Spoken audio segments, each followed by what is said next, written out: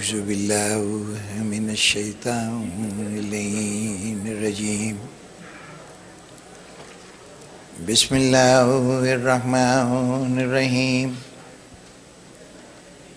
الحمد لله رب العالمين الصلاة والسلام على أشرف الأنبياء والمرسلين وعلى آله وعترته وأهل بيته الطيبين الطاهرين المعصومين صلوات اللهم صل على محمد وآل محمد. سامعین محترم، علم کا سفر، علم وہ جو ذات رسالت کی صورت میں نسل انسانی کی ہدایت کے لیے اللہ نے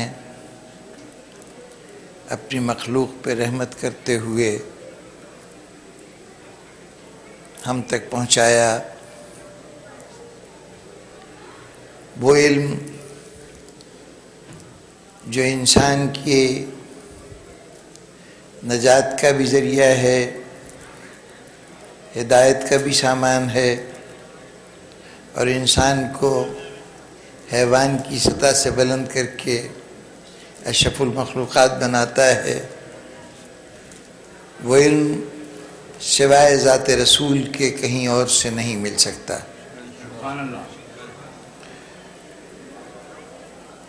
لیکن اندھیروں کی آدھی آنکھیں اس بات کو برداشت نہیں کر سکتی تھیں کہ یہ علم آنے والی نسلوں تک اپنے پورے حسن و کمال کے ساتھ منتقل ہو، اس لیے اپنی توفیق، اپنی قوت، اپنی طاقت کی حد تک اس علم کو یعنی کردار رسول کو ہم تک پہنچانے کے راستے میں متعدد رکاوٹیں کھڑی ہوئیں۔ اس میں سے ایک رکاوٹ یہ تھی کہ ذات رسول کو انسانیت کا رہنما قرار دینے کی بجائے یہ کہا جائے کہ وہ بھی ہماری طرح اسی طرح اپنے عقل کو، اپنی صلاحیتوں کو استعمال کرتے ہیں کہ کبھی صحیح کہتے ہیں اور نعوذ باللہ کبھی وہ جو رائے دیتے ہیں وہ بے وزن ہوتی ہے، بے حقیقت ہوتی ہے۔ ابھی اسی مرحلے پہ گفتگو کرتے ہوئے سلسلہ کلام اس منزل تک آ گیا۔ اب مناسب معلوم ہوتا ہے کہ تصویر کا دوسرا رخ بھی کسی حد تک دکھایا جائے کہ اس علم کی حفاظت کا اور ہم تک پہنچانے کا اہتمام کیسے ہوا۔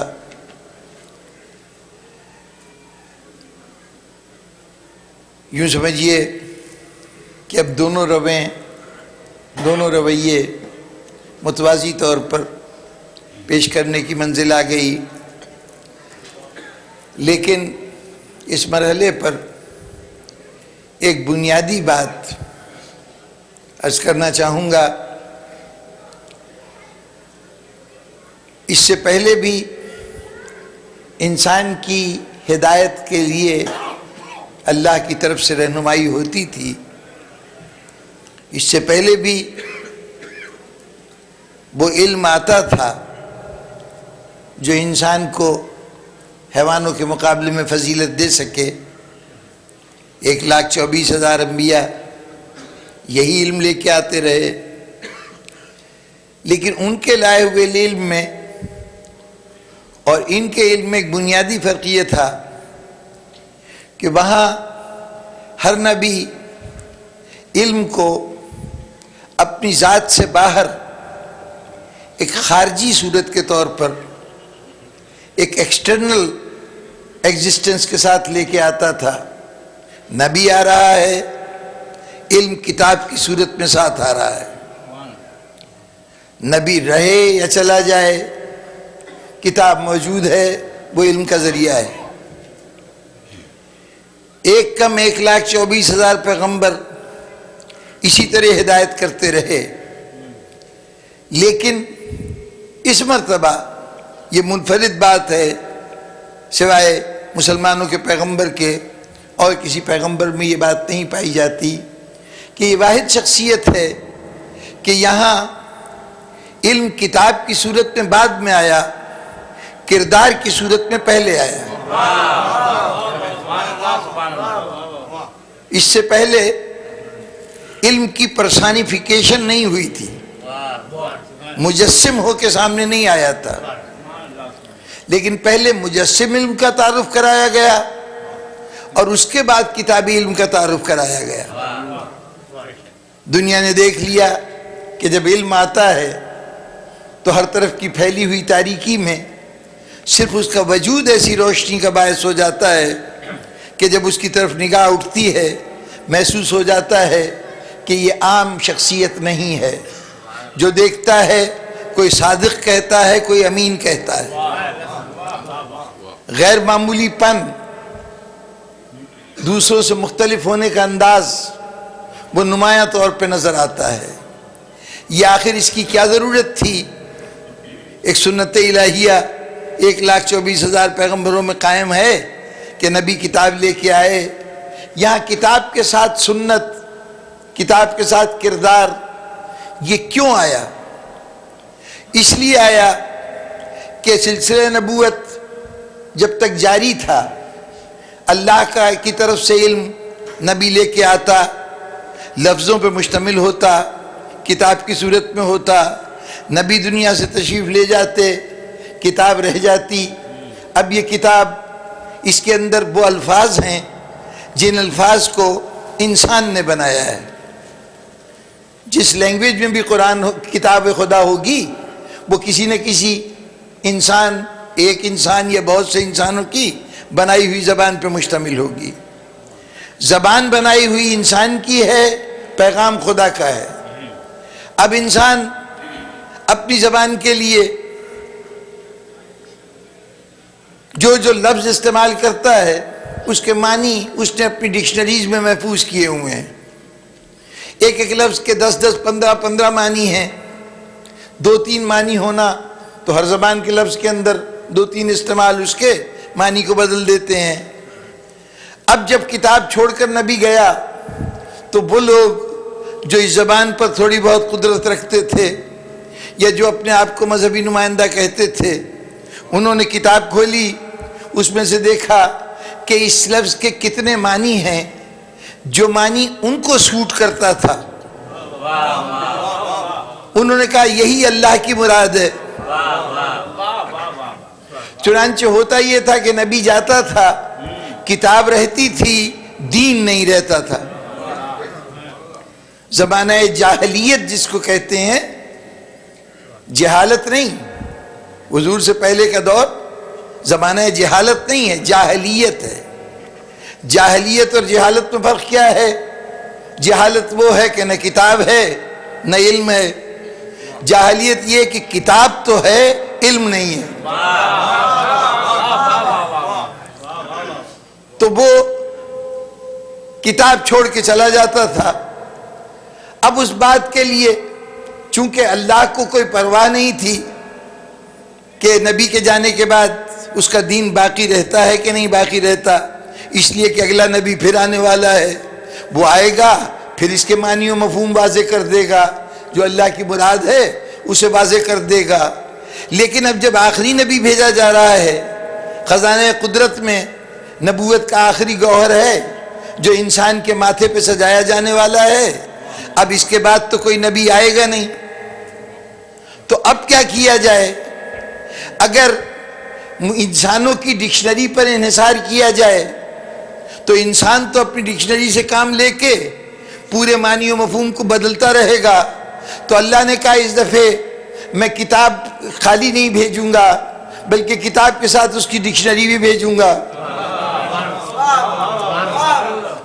کتاب میں لفظ پڑھتے جاؤ، ڈکشنری میں اس کے معنی دیکھتے جاؤ۔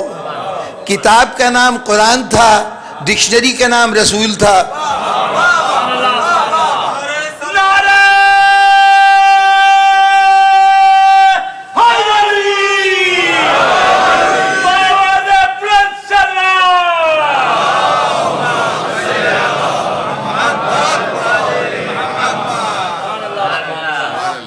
اچھا جناب والا، کتاب ہمارے پاس رہ گئی، ڈکشنری کردار رسول تھی۔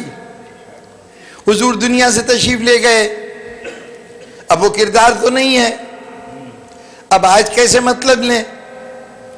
تو انہوں نے کہا کہ ایسی کیا پریشانی ہے، اس کردار کو بھی اللہ نے محفوظ کر دیا ہے۔ ہمارے یہاں احادیث کے مجموعے ہیں، آپ کے ہاں بھی کچھ کتابیں ہیں، آپ کے بھائیوں کے ہاں بھی کتابیں ہیں۔ اس سب میں حضور کا اٹھنا بیٹھنا، چلنا پھرنا، روز کے معاملات، جو کچھ کہا وہ بھی درج ہے، جو آپ نے اعمال کیے، افعال کیے، لوگوں کے سامنے جو جو واقعات ہوئے وہ سب محفوظ ہیں، یہاں سے دیکھ لیجئے۔ کردار رسول کی حفاظت کے لیے مسلمانوں نے بڑی تگ و دو کی، احادیث کے مجموعے تیار کیے۔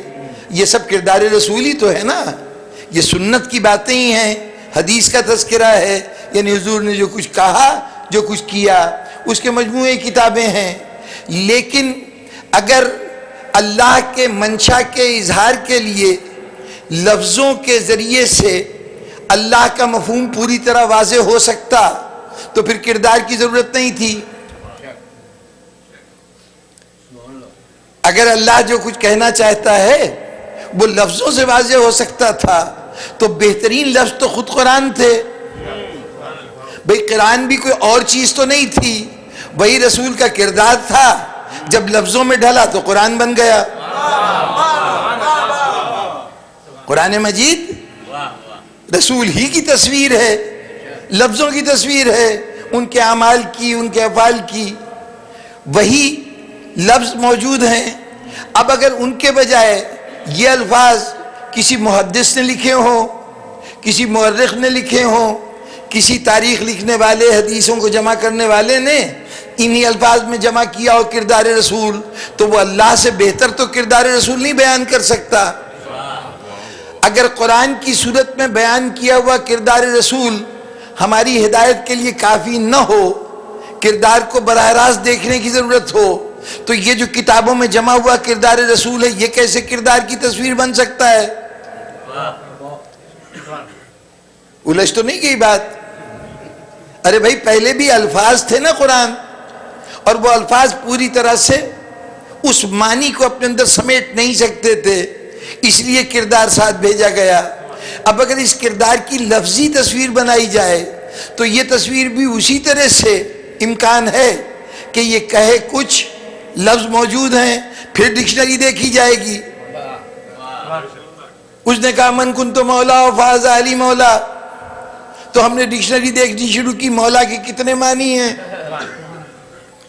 اس نے کہا انا مدینۃ العلم والیون بابوہا، تو امام ابن تیمیہ اٹھے اور انہوں نے فوراً ڈکشنری کھولی، انہوں نے کہا کہ علی کے معنی بلند ہوتے ہیں، تو اللہ یہ کہہ رہا ہے، یہ رسول یہ فرما رہے ہیں کہ میں علم کا دروازہ ہوں، میں علم کا شہر ہوں، اور اس کا دروازہ بہت بلند ہے۔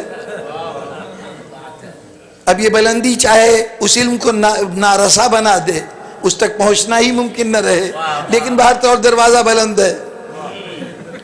انہوں نے اس حدیث کی یہ تعبیر کی کہ اس کا مطلب یہ ہے کہ حضور کا علم بہت بلند ہے، وہ اس کا ذکر کر رہے ہیں حضور کہ وہ علم کا شہر ہے، ان کا علم کا دروازہ بہت بلند ہے۔ ڈکشنری دیکھی ہے نا۔ اب یہ ان کو پوری طرح سے اختیار حاصل ہے، بھائی ڈکشنری میں ہے علی کے معنی بلند ہوتے ہیں، تو اس لیے انہوں نے ترجمہ لکھ دیا اور یہ کہا کہ بلند ہے۔ شاید اسی اہتمام کی ضرورت تھی کہ یہاں کہا تھا انا مدینۃ العلم وعلیون بابوہا، میں علم کا شہر ہوں، اس کا دروازہ علی ہے۔ اب علی کے معنی کیجئے یا علی کسی کو شخصیت میں تلاش کیجئے، تو یہاں امکان تھا، اس لیے رسول نے جب ولایت کا اعلان کرنا چاہا تو وہاں یہ نہیں کہا کہ میں جس کا مولا ہوں علی اس کا مولا ہے۔ نعرہ حیدری، نعرہ حیدری، باواد برسلام۔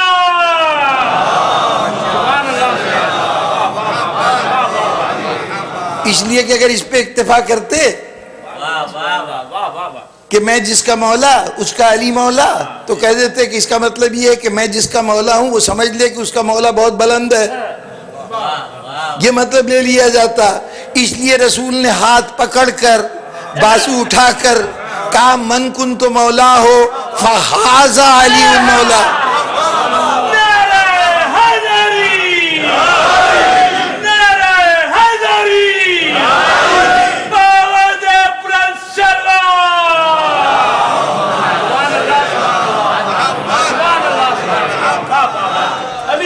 میں انتہائی ادب سے، مجھے جذبات کا پوری طرح احترام ہے، اور ہر خطیب، ہر ممبر پہ آنے والا شاعر ہو، خطیب ہو، منقبت خوان ہو، اس کی ضرورت ہوتی ہے داد، اور میں کچھ عادی ہوں خاموشیوں کا، تو بہرطور بہت شکر گزار ہوں، لیکن اگر ذرا سے چونکہ وقت نسبتاً کم ہے اور مجھے نتیجے تک جلدی پہنچنا ہے، تو ذرا سے تھوڑا سا اگر شفقت فرمائی جائے اور یہ داد ذرا سے کچھ کم کر دی جائے تو میں ممنون ہوں گا۔ بہرطور ہاں،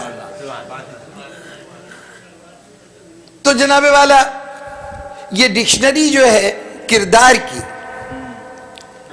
یہ ڈکشنری پھر اگر لفظوں میں ڈھل جائے تو بات تو پھر وہیں پہ گئی۔ بھئی اللہ سے بہتر کوئی لفظوں کو بیان کر سکتا ہے؟ چاہے ہماری زبان میں بات کر رہا ہو، لیکن وہ قادر مطلق جو بہترین لفظ ہوں گے اس کے اندر بات کر سکتا ہے۔ اگر بہترین لفظوں میں کہی ہوئی بات کو سمجھانے کے لیے کردار کی ضرورت ہو، تو پھر اب اس کردار کی حفاظت کے لیے پھر لفظ بن جائیں، اور وہ لفظ ہمارے اور آپ کے لفظ ہوں، تو وہ کردار کی ہرگز تصویر نہیں ہو سکتے۔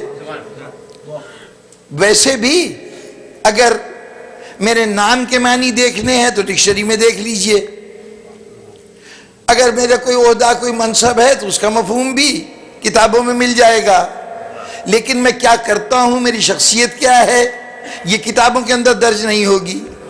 اس کو دیکھنے کے لیے صورت یہی ہو سکتی ہے کہ میرے اعمال و افعال پر مشتمل ایک ویڈیو تیار کی جائے، آج کے زمانے میں تو ہو سکتا ہے نا، ویڈیو تیار کی جائے، گفتگو کو محفوظ کرنے کے لیے تقریر تھی، آڈیو سنا، لیکن اس کے اندر نہ لہجہ نظر آیا، نہ ہاتھ پیر کی حرکت جنبش نظر آئی۔ اب ضرورت یہ ہے کہ اس کو اس طرح سے محفوظ کیا جائے کہ پوری طرح سے تقریر کرتا ہوا نظر آؤں، تاکہ اندازہ ہو جائے کس بات کو کس لب و لہجے میں کہا تھا، کس انداز میں کہا تھا۔ تو اگر لفظوں میں کسی چیز کو محفوظ کرنا ہے تو کتاب کافی ہے، لیکن اگر اس کے معنی کو بھی محفوظ کرنا ہے تو پھر کتاب کافی نہیں ہے، کسی ویڈیو کی ضرورت ہے جس میں وہ کردار محفوظ کیا جائے۔ اللہ نے اسی ضرورت کے تحت اپنے رسول کے کردار کی 12 کاپیاں تیار کی،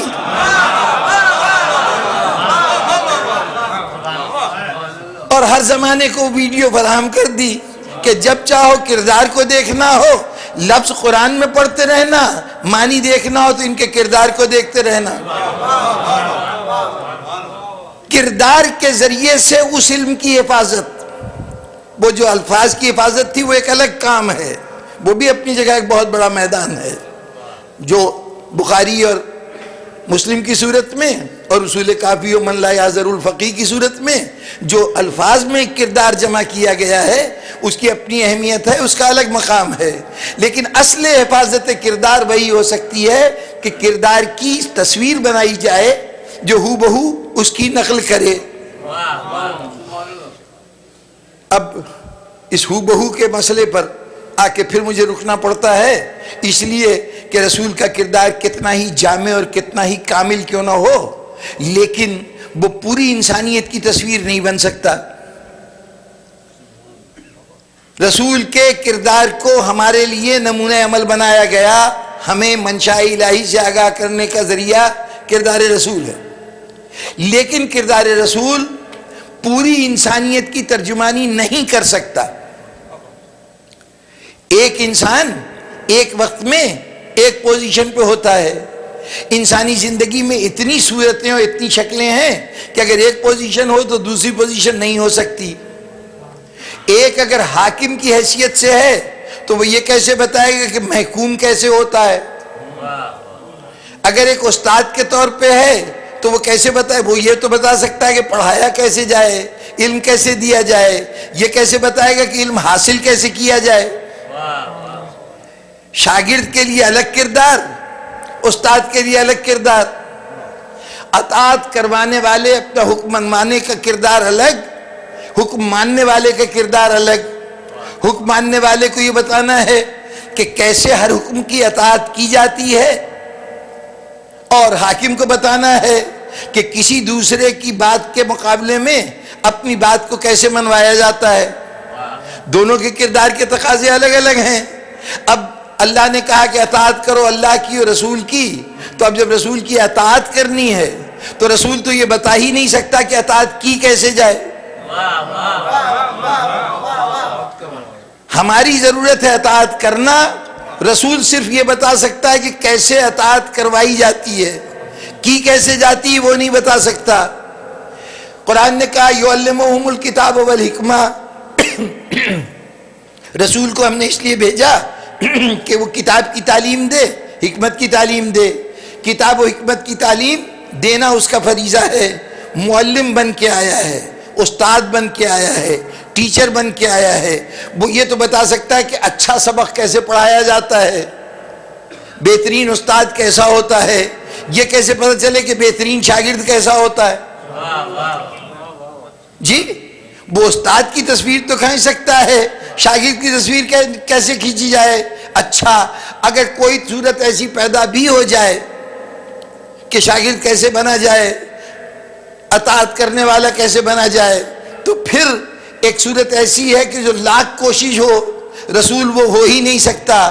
آدھی آبادی کم و بیش انسانیت کی خواتین پہ مشتمل ہے. ان کی نماز آپ کی نماز سے مختلف, ان کا روزہ آپ کے روزے سے مختلف, ان کا حج آپ کے حج سے مختلف, اور ان کی زندگی کے معمولات آپ کے معمولات سے مختلف. مرد یہ تو بتا سکتا ہے کہ بہترین باپ کیسا ہو سکتا ہے, یہ تو نہیں بتا سکتا کہ ماں کیسی ہوتی ہے. وہ یہ تو بتا سکتا ہے کہ بہترین شوہر کیسا ہونا چاہیے, یہ کیسے بتائے کہ بہترین زوجہ کیسی ہوتی ہے, شریک زندگی کیسی ہوتی ہے. تو اب پہلے تو ایک وہ طبقہ چاہیے کہ جو رسول جس منصب پر نہیں ہے اس منصب کی تصویر بتائے.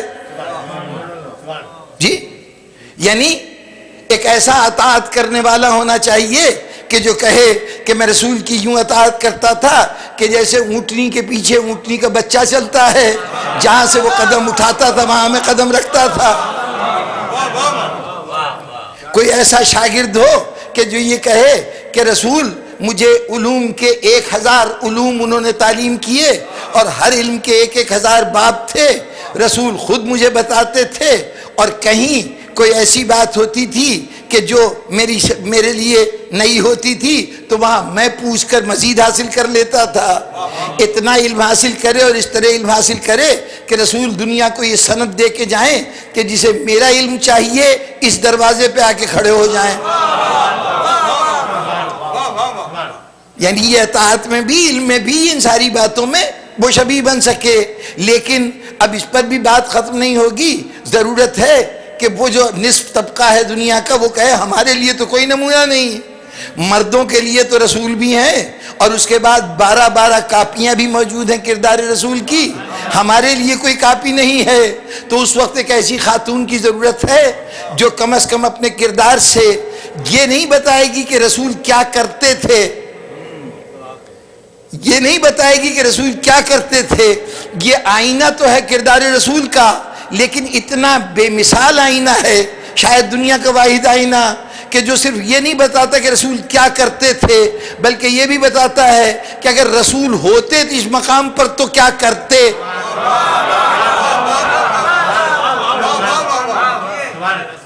جی تو یہ کردار کے ذریعے سے حفاظت ہے کردار رسول۔ بس جناب والا زیادہ تفصیل میں نہیں جاؤں گا، اب آپ کے سامنے صرف دو واقعات، دو معاملات جہاں کردار سے حفاظت کی جا رہی ہے۔ ایک واقعہ میں نے کتاب کا تذکرہ کیا تھا، مناظر حسن گیلانی صاحب کی کتاب تاریخ تدوین حدیث، انہوں نے ایک واقعہ نقل کیا ہے، اور یہ انہوں نے کوئی اپنے طور پر وضع نہیں کیا ہے، کئی قدیم کتابوں کے اندر یہ واقعہ بیان کیا گیا ہے۔ صحاح ستہ میں سے جو 6 مستند ترین کتابیں سمجھی جاتی ہیں علم حدیث کی، اس میں ابن ماجہ میں یہ واقعہ نقل کیا گیا ہے، اور اس کے علاوہ اور بہت سی حدیث کی کتابوں میں ہے۔ ابن عبد البر کے ہاں بھی یہ موجود ہے، حافظ یحییٰ ابن معین نے بھی اس کو بیان کیا ہے، امام احمد ابن حنبل نے بھی بیان کیا ہے، اور جہاں تک میرا حافظہ ساتھ دے رہا ہے غالباً بخاری کے ایک کتاب ہے کتابۃ العلم، علم کو لکھنا، اس موضوع کے اوپر ان کا ایک چیپٹر ہے، اس چیپٹر کے اندر بھی یہ حدیث بیان کی گئی ہے۔ وہ حدیث کیا ہے؟ ایک شخصیت تھے جن کا نام تھا عبداللہ ابن عمر بن العاص۔ عمر بن العاص وہ جو سلطنت شام کا وزیر اعظم تھا، اس کا بیٹا۔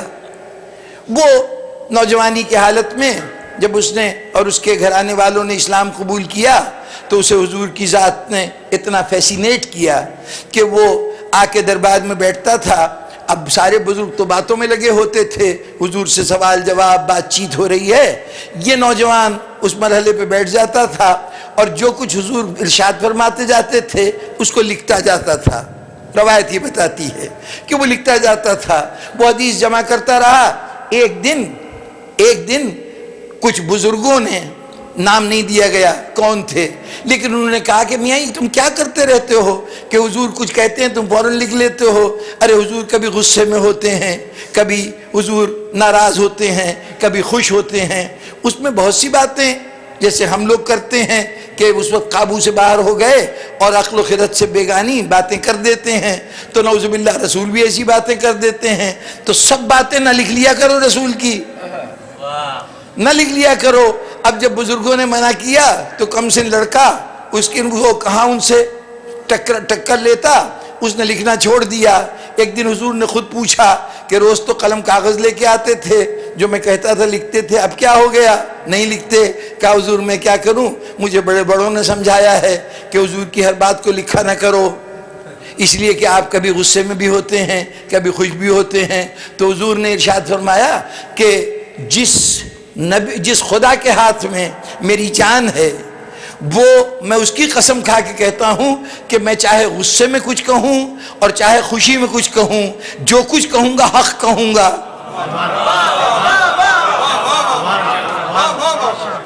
یہ تو حضور نے ارشاد فرمایا، لیکن جا کے یہ حدیث کو دیکھ لیجئے گا، وہ حدیث یہاں پہ ختم ہو گئی۔ یعنی جب حضور نے کہہ دیا کہ میں جو کہتا ہوں حق ہے، تو اب کم از کم چاہیے تھا کہ اب تو اس ارشاد کے بعد اب کردار رسول کو جمع کیا جاتا، لیکن بزرگوں میں اتنی طاقت تھی کہ انہوں نے اس تحریر کے سلسلے کو بند کرا دیا۔ اس کا بنیادی واقعے کا جو بنیادی روح ہے وہ یہ کہ کچھ بزرگوں کو یہ شبہ تھا کہ رسول جب غصے میں ہوتے ہیں یا خوش ہوتے ہیں تو ہماری طرح وہ باتیں بھی کرتے ہیں جو توازن سے ہٹی ہوتی ہیں، اعتدال سے ہٹی ہوتی ہیں، غیر مناسب باتیں ہوتی ہیں۔ یہاں تو یہ کہا گیا، ایک باب ہے پورا بخاری شریف میں، اور بالکل اس کا ہم معنی ایک باب ہے مسلم شریف میں۔ بخاری شریف میں تو جو باب ہے بڑا لمبا سا عنوان ہے، اس کا ترجمہ یہ ہے کہ اگر حضور کسی پر لعنت کریں تو اللہ جس پر لعنت کی گئی ہے اس کے اجر و ثواب میں اضافہ کر دیتا ہے۔ حضور اگر کسی پر لعنت کریں، ناراض ہو کے لعنت کریں، تو وہ لعنت اس کے لیے اس کے درجات میں اضافے کا باعث بن جاتی ہے۔ اچھا، اور مسلم کے اندر جو یہ باب ہے اس کا عنوان قرار دیا گیا کہ اگر حضور غصے کی حالت میں کسی کو وہ بات کہہ دیں جو اس میں نہ پائی جاتی ہو، یعنی دوسرے لفظوں میں گالی دے دیں یا کچھ ایسا لفظ استعمال کر لیں کہ جو امر واقعہ نہیں ہوتا، بس غصے میں انسان کہہ دیتا ہے، تو ایسی صورت میں اللہ تعالیٰ اس شخص کو اتنی ہی نیکیاں لکھ دیتا ہے جتنی مرتبہ وہ جملہ کہا گیا تھا۔ ابھی عجیب و غریب عنوان ہیں، بخاری میں بھی موجود ہے اور مسلم میں بھی موجود ہے۔ ان دونوں عنوانات کے تحت بخاری میں غالباً 4 حدیثیں ہیں اور مسلم میں بھی 4 یا 5 حدیثیں ہیں۔ ان حدیثوں میں مختلف واقعات بیان کیے گئے کہ حضور نے کسی دن ایک بچی سے کہہ دیا، ایک یتیم بچی تھی، بیوہ ماں کی اکلوتی اولاد تھی، ایک دن کہہ دیا کہ جا تم مر جا، تو ماں روتی ہوئی آئے کہ یا رسول اللہ اب آپ نے فرما دیا مر جا تو وہ مر جائے گی، تو میری تو ساری کمائی یہ بچی ہے، تو اب کیا ہوگا؟ تو حضور نے کہا تجھے نہیں معلوم کہ میرا اللہ سے یہ کمٹمنٹ ہے، یہ وعدہ ہے کہ میں جس کو اس قسم کے الفاظ کہوں گا اللہ اس کے اجر و ثواب میں اضافہ کر دے گا۔ حضور نے کسی وقت غصے میں آ کے کچھ اصحاب سے یہ کہا کہ خدا تم پہ لعنت کرے، انہوں نے کہا یا رسول اللہ اب آپ کی کہی ہوئی لعنت کیسے ٹل سکتی ہے، اب تو ہم عذاب الہی کا نشانہ بن گئے۔ کہا تمہیں نہیں معلوم کہ اللہ سے میرا وعدہ ہے کہ میں جس کو غصے میں ایسی بات کہہ دوں گا اس کے اجر و ثواب میں اضافہ ہوگا۔ 3-4 واقعات بخاری نے بھی لکھے اور مسلم میں نہیں لکھے۔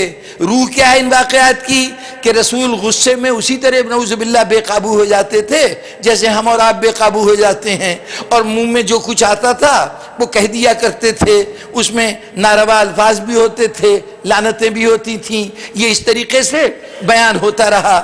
یہ 3-4 روایتیں بیان کر کے ایک روایت جو سب سے آخر میں آئی دونوں کتابوں میں، اس نے بتایا کہ یہ سارا قصہ کیا ہے۔ وہ روایت یہ آئی کہ ایک مرتبہ فتح مکہ کے موقع پر ابو سفیان ایمان لایا 8 ہجری میں، اور ظاہر ابو سفیان کے ساتھ اس کا گھرانہ بھی ایمان لایا، تو گھرانے میں ابو سفیان کا لاڈلا بیٹا معاویہ بھی شامل تھا، وہ بھی ایمان لایا۔ اب ایمان لانے کے بعد، اور تو اس سے پہلے جو ایمان لاتے تھے وہ مدینہ ہجرت کر کے آتے تھے، اب جن سے مدینہ میں ہجرت کرنے والوں کو خوف تھا، جن لوگوں کے مظالم سے تنگ آ کر لوگ ہجرت کیا کرتے تھے، اب وہی لوگ اسلام لے آئے، یعنی ظالم خود اسلام لے آیا، تو اب اس کو تو ہجرت کرنے کی ضرورت نہیں ہے، ابو سفیان کو تو ہجرت کرنے کی ضرورت نہیں ہے، چنانچہ ابو سفیان اس طرح مکے میں رہ رہا ہے۔ کبھی کبھی وہ یا اس کا کوئی بیٹا مدینے آ جاتا ہے، کوئی لمبا عرصہ نہیں ہے، 8 ہجری میں مکہ فتح ہوا ہے، اس کے بعد 11 ہجری کا شروع ہے، ابھی آغاز ہوا ہے کہ حضور نے پردہ فرما لیا فانوس قبر میں، یہ چراغ نبوت ہمیشہ کے لیے جا کے پوشیدہ ہو گیا ہماری نگاہوں سے۔ تو اب ایسی صورت میں ظاہر ہے کہ یہ 2 سال کا عرصہ ہے درمیان میں، اس 2 سال میں کتنی مرتبہ وزٹس ہوئی ہوں گی، آج کی طرح کی سہولتیں موجود نہیں تھیں، 250 میل کا فاصلہ ہے مکے اور مدینے کے درمیان، تو کبھی ونس ان اے بلیو مون کوئی مکے کا رہنے والا مدینے آتا ہوگا۔ اس طرح سے کبھی کبھی معاویہ بھی آتا تھا، چنانچہ ایک دن معاویہ آیا ہوا تھا، حضور نے، عبداللہ ابن عباس اس روایت کے راوی ہیں، وہ کہتے ہیں کہ میں حضور کی خدمت میں حاضر ہوا تو حضور نے کہا کہ ذرا جاؤ اور معاویہ کو بلا لاؤ، تو کہا کہ میں معاویہ کے پاس گیا جہاں وہ ٹھہرا ہوا تھا، وہاں وہ بیٹھا کھانا کھا رہا تھا، تو میں نے کہا کہ تمہیں رسول بلا رہے ہیں، اس نے کہا اچھا میں کھانا کھا لوں تو ابھی آتا ہوں، جا کے یہی بات عبداللہ ابن عباس نے بتا دی۔ کچھ دیر گزری، معاویہ نہیں آیا، تو پھر حضور نے کہا کہ ذرا جاؤ اس کو دوبارہ کہو کہ جلدی آ جائے، پھر گیا، پھر جا کے اس سے بات کی، اس نے پھر وہی کیفیت تھی، کھانا کھا رہا تھا، اس نے کہا بس کھانا ختم کر لوں تو آتا ہوں، پھر وہ جا کے یہ خبر پہنچائی، 3-4 دفعے یہ ہوا، تو حضور نے جھنجلا کے کہا کہ خدا اس کا پیٹ کبھی نہ بھرے۔ یہ واحد حدیث ہے جو حضرت معاویہ کی فضیلت میں حضور نے ارشاد فرمائی۔ یہ بات میں نہیں کر رہا، یہ امام نسائی نے کہی تھی، اور اس کے نتیجے میں بیچارے کو بہت کچھ بھگتنا پڑا تھا، بہرطور اب وہ واقعات اس وقت بیان نہیں کر سکتا۔ تو یہ واحد حدیث ہے جہاں جو ان کتابوں میں ہے کہ جن کو صحیح سمجھا جاتا ہے، مستند کہا جاتا ہے۔ اب یہاں جو حضور نے کہا تھا یہ کوئی ایک بد دعا تھی، غصے میں آ کے کہی تھی، تو اس بد دعا کے اثر کو کم کرنے کے لیے 4 قصے اس سے پہلے بیان کیے گئے کہ رسول اگر کسی کو برا کہہ دیں تو اس برے کو برائی نہ سمجھنا، اس کے لیے تو یہ عزت میں اضافہ ہے، اس کے لیے اللہ اور اجر و ثواب دیتا ہے۔ ایسے لفظ کہہ دیتے ہیں کہ جو حقیقت سے متعلق نہیں ہوتے، تو اللہ پھر اب اپنے حبیب کو تو نہیں روک سکتا، لیکن اس کو ضرور روک دیتا ہے، اس کے لیے یہ اہتمام کر دیتا ہے کہ اس کو ثواب ہو جائے۔ اب ذرا غور فرمائیے کہ وہاں اس لیے روکا جا رہا تھا حدیث کو لکھنے سے کہ یہ غصے میں بے قابو ہو جاتے ہیں اور جو بات کہتے ہیں وہ حقیقت کے خلاف ہوتی ہے۔ یہاں یہ روایتیں بتا رہی ہیں کہ رسول کو جب غصہ آئے اور جو کچھ کہیں تو وہ چونکہ خلاف واقعہ ہوتا ہے، اس لیے اللہ تعالیٰ نے خاص انتظام کیا ہے کہ اس کو کمپنسیٹ کر دے، جس کو رسول نے برے الفاظ میں نعوذ باللہ یاد کیا ہے۔ یعنی رسول غصے میں بے قابو ہو جاتے تھے، یہی بات کہنے کے لیے ہو رہا ہے نا۔ تو اب اس مرحلے پر یہ کردار کا معاملہ تھا رسول کے، تو اب وہ جو کردار کے نمونے تھے اس میں سے ایک نمونہ دشمن کو مغلوب کر کے سینے پہ بیٹھا ہوا ہے، تلوار اس کی گردن پہ رکھی ہے، جوانی کے تقاضے اپنی جگہ، دشمن پہ فتح پانے کا جوش اپنی جگہ، اللہ کی اطاعت کرتے ہوئے میدان جہاد میں کارنامہ سر انجام دینے کا احساس اپنی جگہ، تلوار چلنے جا رہی ہے، اتنے میں اس نے گستاخی کر دی، علی سینے سے اتر گئے، لوگوں نے کہا کیوں چھوڑ دیا؟ کہا اب تلوار چلاتا تو شاید ایسا ہوتا کہ میری تلوار میں میرا غصہ شامل ہو جاتا۔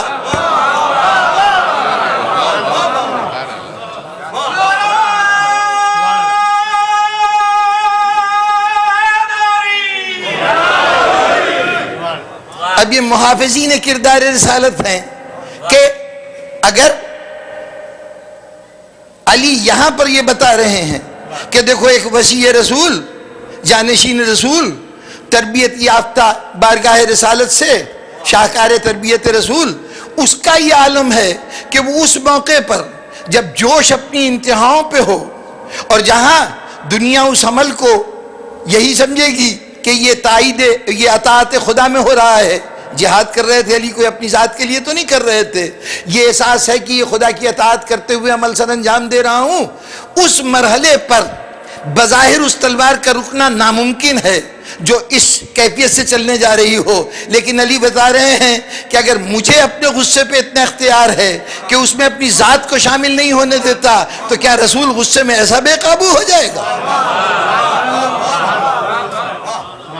یہ حفاظت کردار کی ایک صورت تھی، اور میں نے 2 واقعوں کا وعدہ کیا ہے تو دوسرا واقعہ بھی بیان کر دوں۔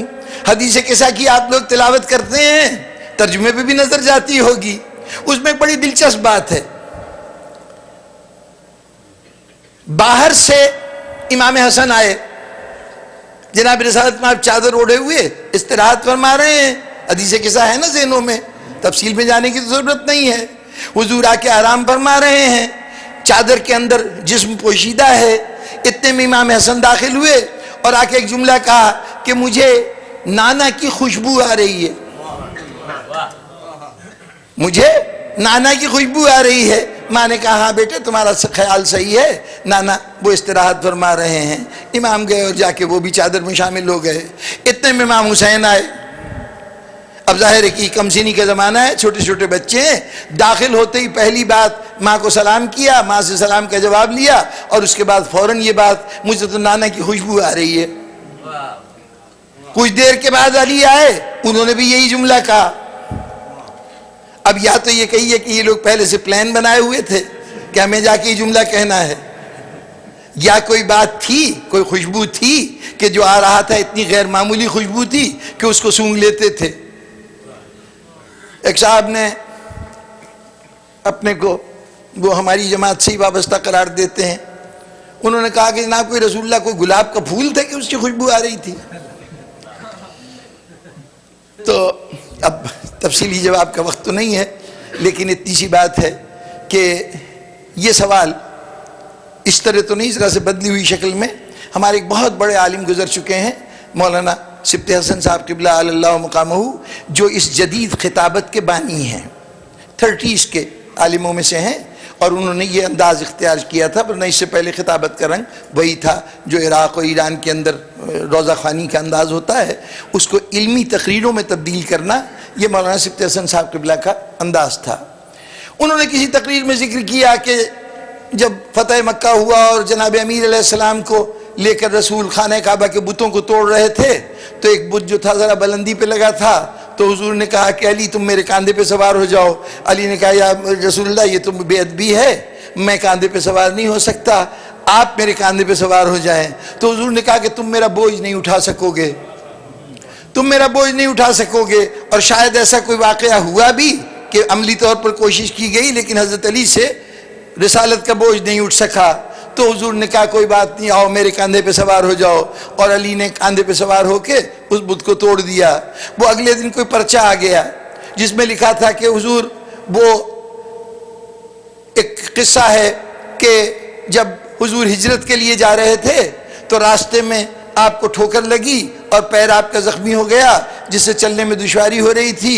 حضرت ابو بکر پیچھے سے آئے تو انہوں نے آ کے کہا یا رسول اللہ آپ زحمت سے چل رہے ہیں, آپ میرے کاندھے پہ سوار ہو جائیے. اور چنانچہ حضور کو سوار کر کے انہوں نے غار حرا تک, غار ثور تک پہنچا دیا. تو اب حضرت علی تو نہ اٹھا سکے, حضرت ابو بکر نے اٹھا لیا. یہ انہوں نے سوال کے طور پر بھیجا کہ یہ بات کیا ہے. تو انہوں نے کہا کہ ہاں آپ نے جو دونوں واقعات لکھے ہیں تاریخوں میں دونوں واقعات کا تذکرہ ہے کہ وہاں علی اٹھا نہیں سکے اور یہاں انہوں نے اٹھا لیا.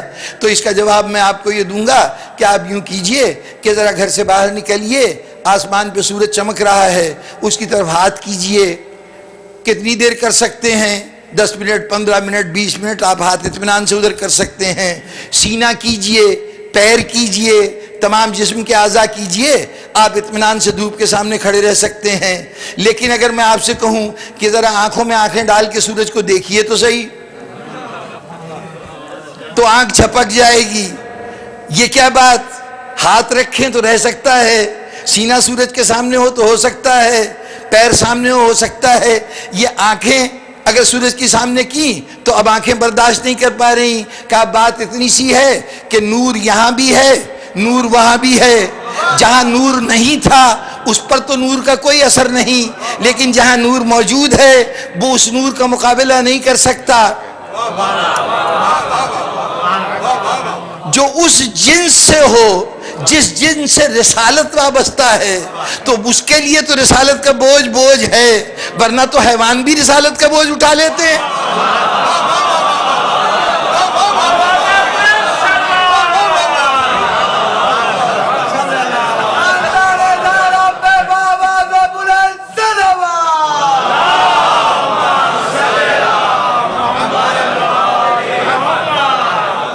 لیکن بزرگان محترم وہ خوشبو کے جواب میں کہ جو خوشبو آ رہی ہے ہمیں رسول کی خوشبو نہ ہے, ہمارے لیے وہ گلاب کا پھول نہیں ہے, لیکن جو اسی جنس سے تعلق رکھتے ہیں, جو یوں سمجھیے کہ جن کی اصل وہی ہے جو رسول کی ہے, تو ان کے لیے اس خوشبو کو پہچاننے میں کوئی دشواری نہیں ہے. چنانچہ جو آ رہا ہے کہہ رہا حضور کی خوشبو آ رہی ہے. لیکن آخر اس پیرائے اظہار کا مطلب کیا ہے؟ اور بھی طریقے ہو سکتے تھے. ایسا لگتا ہے یعنی اب کوئی بہت بڑا گھر تو نہیں ہے کہ جس میں کوئی کونا ہے جس کے اندر حضور آرام فرما رہے ہیں. ہو سکتا ہے کہ کوئی آ کے یہ کہتا کہ یہ کون لیٹا ہوا ہے, یہ بھی تو ہو سکتا تھا نا. چلیے ایک کی نظر نہیں پڑی, اس نے آ کے کہا کہ خوشبو آ رہی ہے, تو دوسرا کسی اور طریقے سے اس بات کا اظہار کرتا, تیسرا کسی اور طریقے سے اظہار کرتا. لیکن تینوں آئے, خاص طور پر دونوں بچے آئے, انہوں نے بھی یہی کہا. حضرت علی آئے تو انہوں نے بھی بچوں کی تائید کر دی کہ ہاں خوشبو ہے, جسے علی بھی سونگ رہے ہیں. یہ سب کو جو خوشبو جو آ رہی ہے, اس کا جو تذکرہ اس اہتمام سے ہو رہا ہے, اس کا سبب کیا ہے؟ اب میں نے تاریخ میں دیکھنا شروع کیا کہ کسی اور مقام پر اس نوعیت کا کوئی واقعہ ہے, تو قرآن مجید کی سورہ ہے سورہ تحریم. سبحان اللہ. سورہ تحریم, اس میں ایک واقعہ بیان ہوا ہے. اگر آپ حضرات کے پاس جناب بشیر احمد عثمانی صاحب کا کیا ہوا قرآن مجید کا ترجمہ, جو حکومت سعودی عرب کی طرف سے بڑے اہتمام سے پہلے تقسیم ہوا کرتا تھا, اس وقت تک ان کے پاس اردو زبان میں ترجمہ کرنے والا ان کے مسلک کا کوئی آدمی نہیں تھا. اب اللہ کے فضل سے ان کو اپنے مسلک کا بھی کوئی آدمی مل گیا ہے. چنانچہ بشیر احمد عثمانی کا ترجمہ جو ہے اب متروک ہو گیا ہے. لیکن آج سے 15-16 سال پہلے جو حاجی صاحبان جاتے تھے تو جو چلتے وقت وہاں قرآن شریف تحفے میں دیا جاتا تھا اردو دان طبقے کو, وہ بشیر احمد عثمانی کی شرح کے ساتھ وہ ہوا کرتا تھا.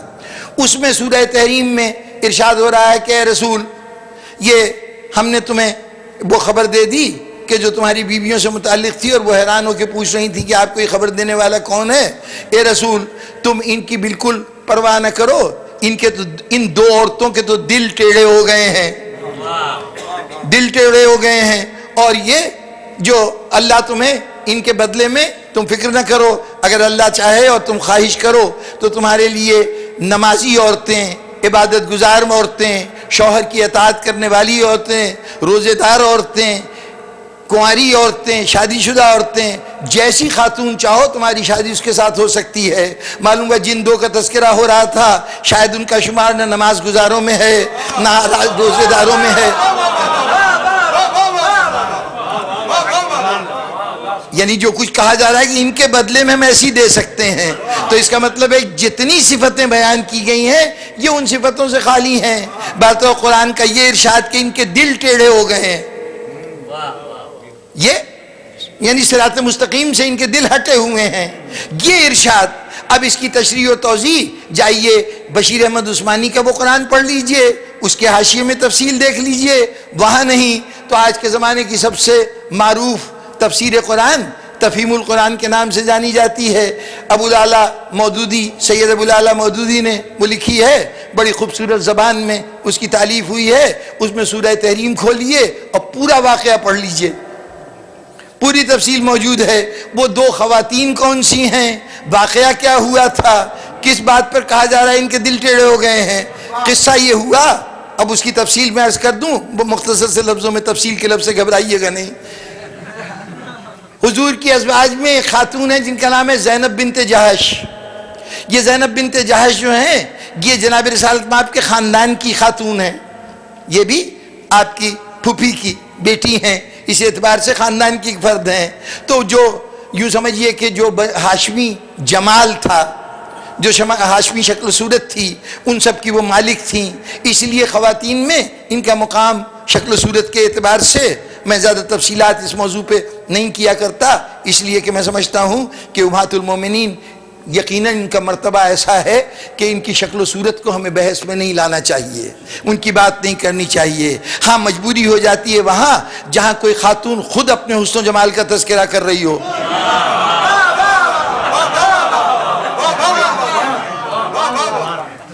وہاں تو ظاہر ہے کہ اب جو خود ذکر ہو رہا ہے تو اس کے اوپر کوئی بات ہو سکتی ہے، لیکن اس وقت کسی قسم کی کوئی بات نہیں۔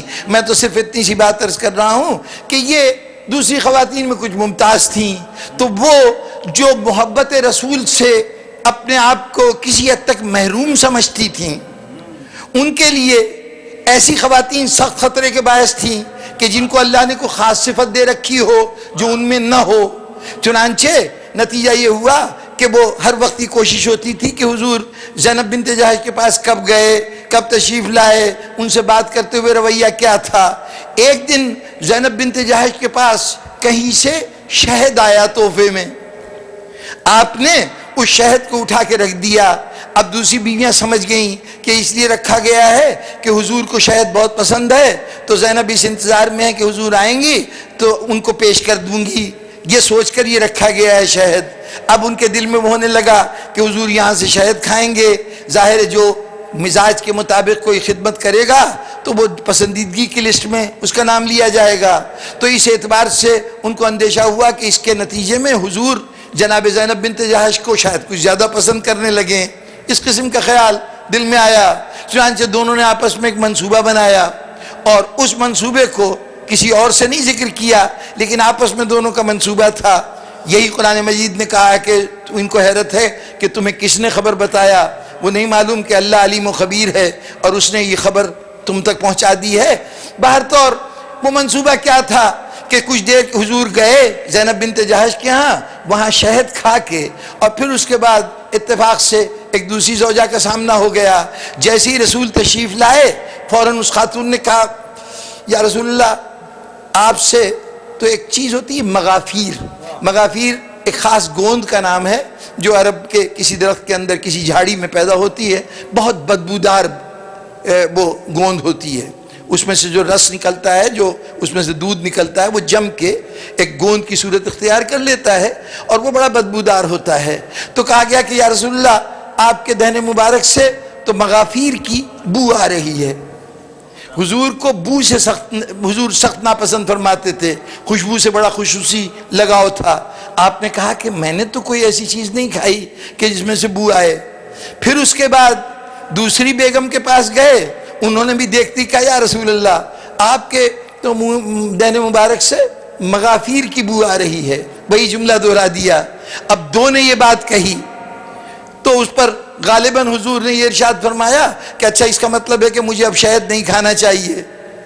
چنانچہ سورہ تحریم یہیں سے شروع ہوتی ہے کہ جو ہم نے حلال قرار دیا ہے بیویوں کے کہنے پہ وہ حرام نہیں ہو جائے گا۔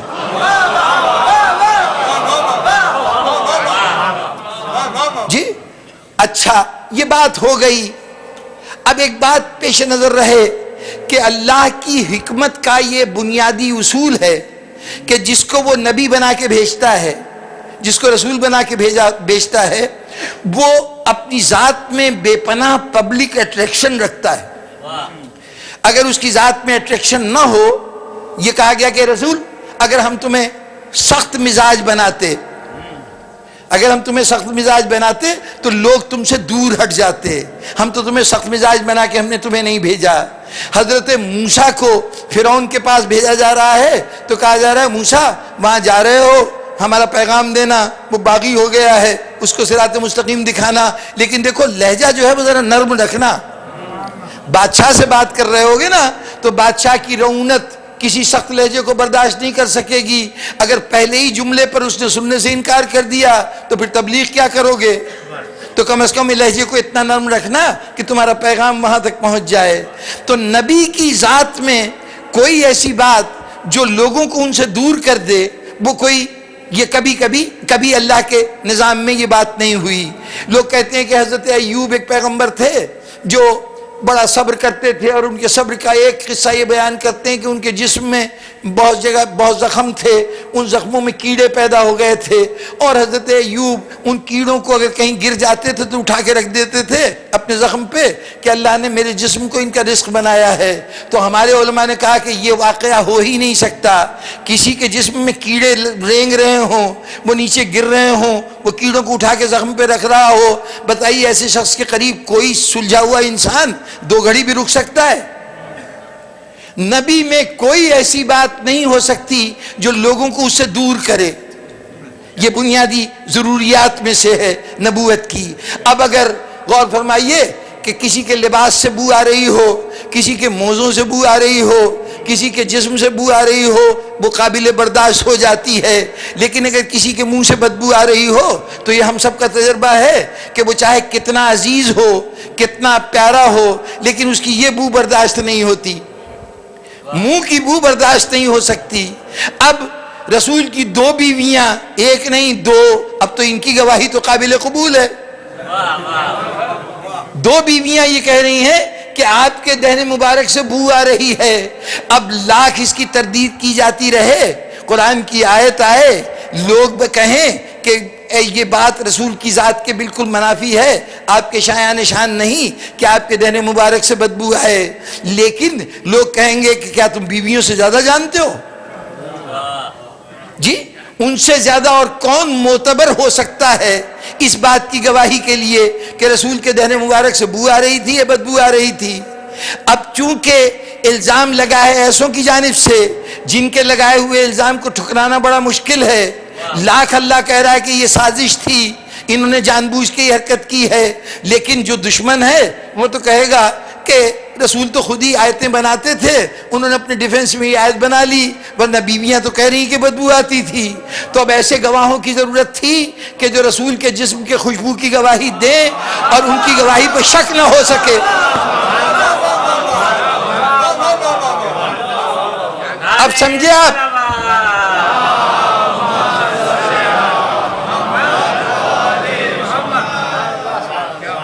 بیویوں نے کسی مرحلے پہ کہا تھا کہ آپ کے دہن مبارک سے بو آ رہی ہے، تو اب گواہ کوئی اور نہیں، 4 سال 5 سال کے بچے ہیں، یہ تو جھوٹ نہیں بولیں گے نا۔ دنیا بھر کی انسانیت یہی فیصلہ کرے گی کہ یہ گواہ ایسے ہیں کہ ان کو تم شرعی طور پر معصوم مانو یا نہ مانو، تم ویسے بعد میں ان کے عمل کو قابل قبول سمجھو یا نہ سمجھو، اس عمر میں تو ان کو تم بھی معصوم کہنے پہ مجبور ہو۔ یہ اگر کہہ رہے ہیں کہ رسول سے خوشبو آ رہی تھی تو سمجھ لینا اگر بچے کہہ رہے ہیں خوشبو آ رہی تھی اور بعض بڑے کہہ رہے ہیں کہ نہیں بو آ رہی تھی تو بڑے جھوٹے ہو سکتے ہیں، بچے جھوٹے نہیں ہو سکتے۔ اس طرح کردار کے ذریعے سے کردار رسول کی حفاظت۔ کیا کہنے اس رسول کے جو اپنے کردار میں جامع تھا، تمام انسانی صفات کو سمیٹے ہوئے تھا۔ انسان نے جس زندگی کے جس دور میں چاہا رسول کو اپنے سامنے رکھا، اس کا کردار اس کا رہنما ہو گیا۔ لیکن جناب والا ایک بڑی دشواری تھی، تاریخ میں ایک صورتحال بڑی اہمیت کی حامل ہے۔ رسول بہترین نمونہ عمل، بہترین نمونہ عمل۔ بچپن میں رسول کا طریقہ کار کیا تھا وہ بھی بہترین، جوانی میں بہترین، اور ادھیڑ عمر میں اور بڑھاپے میں وہ بھی بہترین۔ سب ہمارے لیے نمونہ تھا، سب کے ہمیں عمل کرنی تھی، سب کے ہمیں تاسی کرنی تھی، تقلید کرنی تھی، پیروی کرنی تھی، وہی عمل ہمارے لیے رہنما تھا۔ لیکن اب بچپن کے حالات تو نہیں معلوم ہمیں تفصیل سے کہ حضور بچپن میں کیا کرتے تھے، کون سے کھیل پسند کرتے تھے، کس طرح سے بزرگوں کے ساتھ ان کا رویہ تھا، تفصیلات نہیں ہے نا، تو ہم کیا جانے کہ رسول کا طرز عمل کیا تھا۔ لیکن فوراً کہہ دیا جائے گا کہ بچپن میں چونکہ شریعت نے ہم سے کوئی ڈیمانڈ نہیں کی ہے، اس لیے اگر بچپن کے کردار رسول کا بچے کو نہ بھی پتہ چلے تو کوئی فرق نہیں پڑتا، اس لیے کہ اس وقت کا کردار تربیت کے لیے تو بڑا رہنما ہے کہ اپنے بچے کو ہم کن خطوط پر تربیت دیں، لیکن اس بچپن کے حالات کا اس بچے کے لیے کوئی خاص دلچسپی کی چیز نہیں کہ وہ دیکھے کہ حضور کیا کیا کرتے رہے تاکہ وہ ویسا کرے، اس لیے کہ یہ بچہ شریعت کے پابندی سے آزاد ہے۔ لیکن جوانی کا کردار تو بہت اور اہم ہے، جوانی کا کردار تو بہت اہم ہے۔ یہی وہ زمانہ ہے جب جوانی دیوانی میں انسان کے قدم لڑکھڑاتے ہیں اور کردار کے اندر خامیاں پیدا ہونے کا امکان ہوتا ہے۔ اس وقت ہمیں ضروری ہے کہ معلوم ہو کہ حضور کا کردار کیا تھا، جوانی کیسی تھی۔ اب ہمارے پاس معلوم کرنے کا کوئی ذریعہ نہیں ہے۔ ٹھیک ہے کہ اس عہد کے لوگوں نے، اب ابھی کسی کو کیا معلوم، رسول کا جب زمانہ جوانی ہے تو ابھی اعلان نبوت تو نہیں ہے، 40 سال کی عمر میں اعلان نبوت ہوگا، تو 40 سال سے پہلے وہ مکے کے عام افراد میں سے ایک فرد ہیں۔ اتنا تو معلوم ہوا کہ عام جوانوں سے جوانی مختلف تھی، تبھی تو صادق و امین کہلاتے تھے، مختلف تھی۔ لیکن اس مختلف ہونے کی تفصیل کیا ہے یہ ہمیں نہیں معلوم۔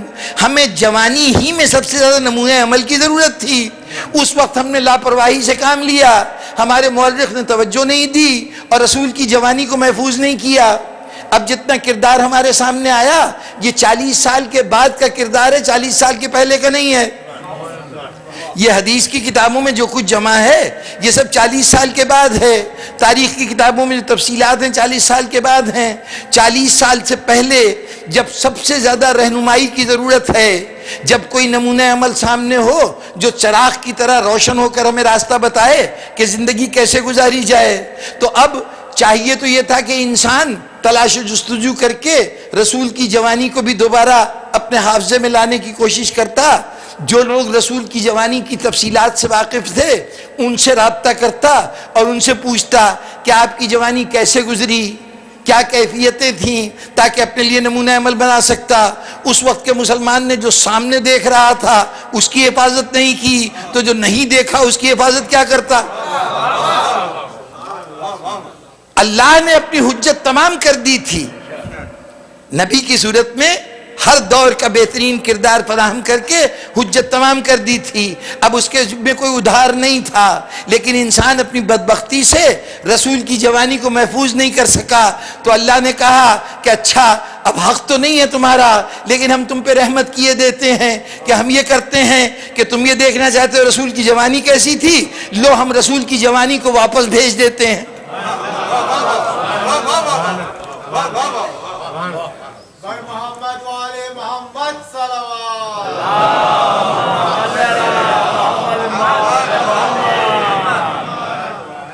کربلا میں جو سند ملی ہے وہ تو بات کی بات ہے. جب مدینے میں تھے تو کیفیت یہ تھی کہ جو نو مسلم ہوتے تھے، نئے لوگ جو ایمان لاتے تھے، اب مدینے میں آئے لوگوں سے پوچھ رہے ہیں کہ حضور کھاتے کیسے تھے، پیتے کیسے تھے، لوگوں سے کیسے تعلقات ہوتے تھے. اشتیاق ہے کہ جس نبی کا ہم کلمہ پڑھتے ہیں وہ نبی کیسا تھا. تفصیلات پوچھ رہے ہیں لوگوں سے. اس وقت کسی کا دل چاہتا تھا کہ کوئی صورت ہے کہ ہمیں اس وقت کی ساری تفصیل مل سکے، ہمیں وہ شکل نظر آ سکے جو نبی کی عالم جوانی میں تھی. تو اس وقت کہتے تھے کہ اچھا بہت اشتیاق ہے رسول کو دیکھنے کا. یوں کرو محلہ بنی ہاشم میں چلے جاؤ، وہاں ایک شخصیت ہے حسین، اس کے دروازے پہ جا کے دستک دینا، ان سے درخواست کرنا، ان کا ایک بیٹا ہے جو ہو بہو رسول کی شکل ہے. مدینے تک تو ہم سمجھتے رہے کہ جسے رسول کی شکل دیکھنی ہے وہ اس جوان کو دیکھ لے، لیکن کربلا میں حسین نے اس میں مزید اضافہ کیا. جب علی اکبر میدان میں جانے لگے تو حسین نے کہا خدا بندہ گواہ رہنا، اسے میدان میں بھیج رہا ہوں جو صورت و سیرت میں، خلق اور خلق میں، اپنے ظاہری شکل میں اور اپنے کردار میں تیرے رسول کا سب سے زیادہ مشابہ. جناب والا باپ کی شکل کا بیٹے کا ہونا، دادا نانا کی شکل پہ نواسے یا پوتے کا ہونا، یہ عام بات ہے، روزمرہ کی چیز ہے.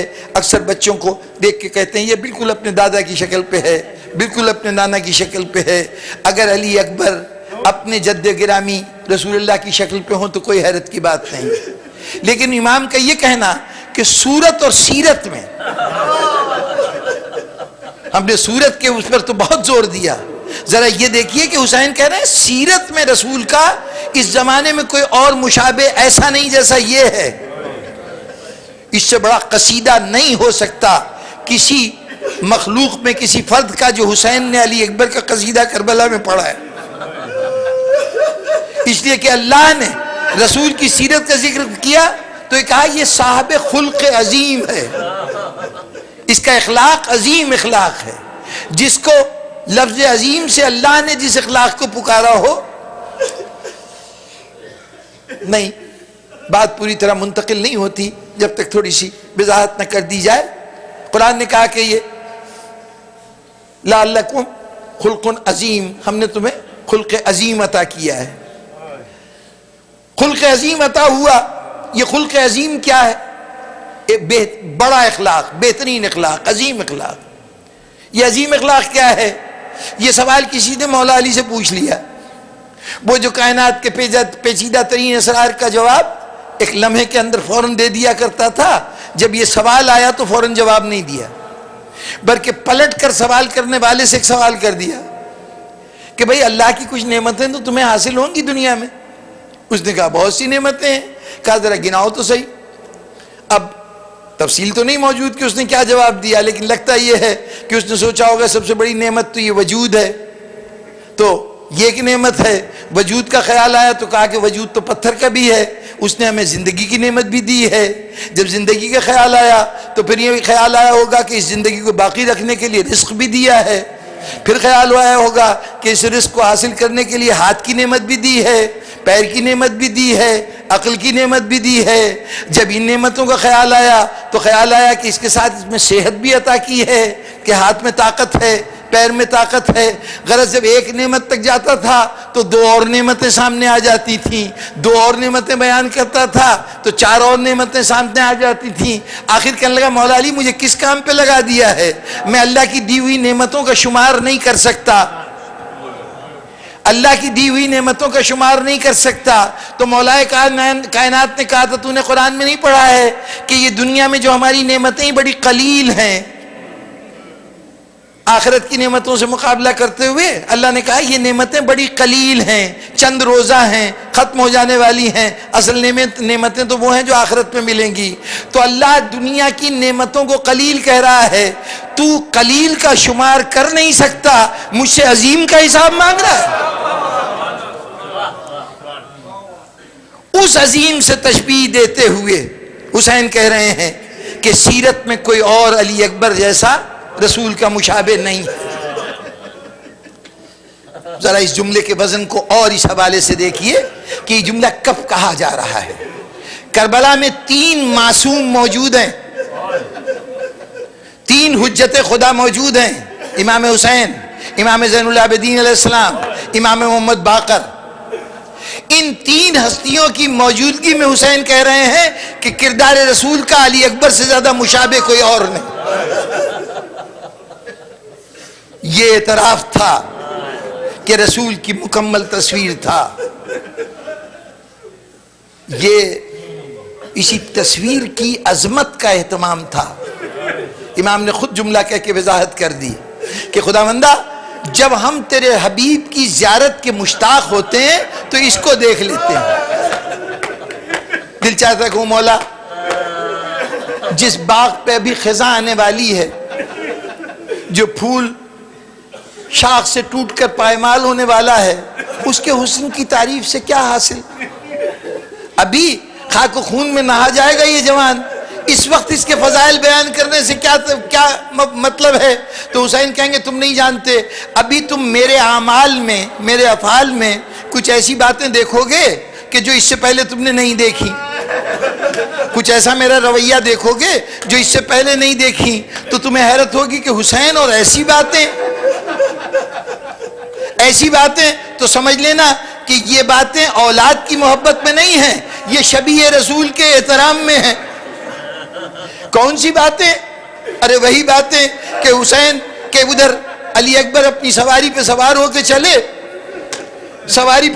کے چلے، تھوڑی دور جا کے احساس ہوا کہ پیچھے کوئی آ رہا ہے، اتنے میں اپنی سواری کو تیز کیا تو قدموں کی آواز تیز ہو گئی، اور پھر ایک لمحہ آیا کہ محسوس ہوا کوئی گر پڑا، پلٹ کے دیکھا بوڑھا باپ گھوڑے کے ساتھ بھاگتا ہوا آ رہا۔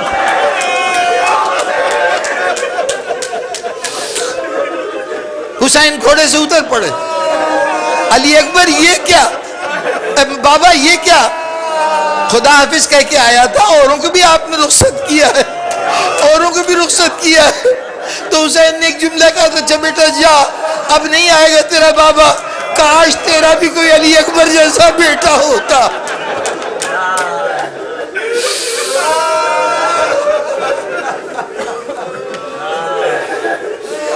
بس امین محترم، میں نے بڑی تیزی سے علی اکبر کے رخصت ہونے کا منظر بیان کر دیا۔ اتنی آسان بات نہیں تھی علی اکبر کی رخصتی۔ حسین نے اجازت دی، فوراً علی اکبر نے گھوڑے پہ سوار ہو کے چاہا کہ میدان کی طرف جائیں، حسین نے روک لیا۔ کیا مطلب؟ ابھی تم چلے جاؤ گے؟ بابا آپ نے اجازت دی ہے، آپ کی اجازت سے جا رہا ہوں۔ کہا یہ تو صحیح ہے، میری اجازت ہے، اس کی اجازت نہیں لوگے جس نے گود میں بچوں کی طرح پالا؟ مشکل کشا کا پوتا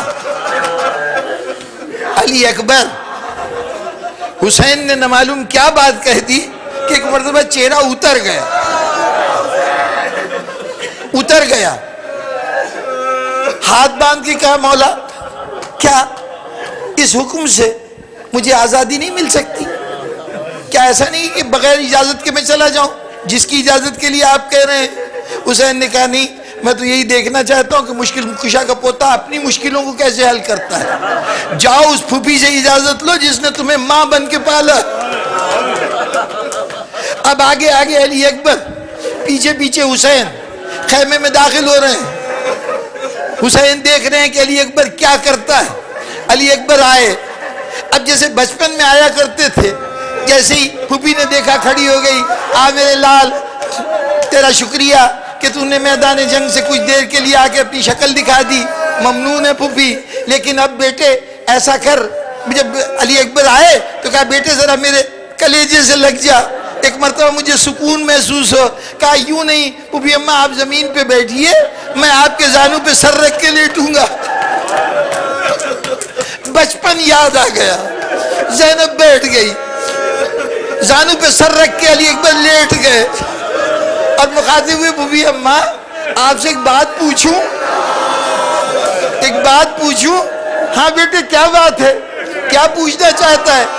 کہا بوبی اماں یہ بتائیے کہ اللہ کی بارگاہ میں آپ کا رتبہ زیادہ ہے یا آپ کی والدہ گرامی سیدہ کا رتبہ زیادہ ہے؟ ایک مرتبہ زینب چونک اٹھی، بیٹے میری گود میں پرورش ہونے کے بعد یہ مجھ سے سوال؟ کیا تجھے نہیں معلوم کہ سیدہ کا مقام کتنا بلند ہے؟ ارے یہ تو اللہ کا کرم ہے کہ مجھے ان کی اولاد قرار دیا، ورنہ میں تو ان کی کنیزی کے بھی قابل نہیں ہوں، کیا کہنے ان کے مقام کے۔ کہا اچھا یہ بات ہے، ان کا مرتبہ بہت بلند ہے آپ کے مرتبے سے۔ کہا بیٹے یہ کوئی پوچھنے کی بات ہے کہ تو مجھ سے یہ سوال کرے؟ کہا پھر ایک مرتبہ بوبی اماں بتا دیجئے ان کا رتبہ بلند ہے نا؟ کہا ہاں ان کا رتبہ بہت بلند ہے، بار بار نہ پوچھ مجھ سے یہ سوال، میرے دل کو تکلیف ہوتی ہے۔ کہا اچھا پھر بوبی اماں جب یہ طے ہے کہ ان کا رتبہ بہت بلند آپ کے مقابلے میں، تو آج اپنے لال کو سیدہ کے لال پہ قربان کر دیجئے۔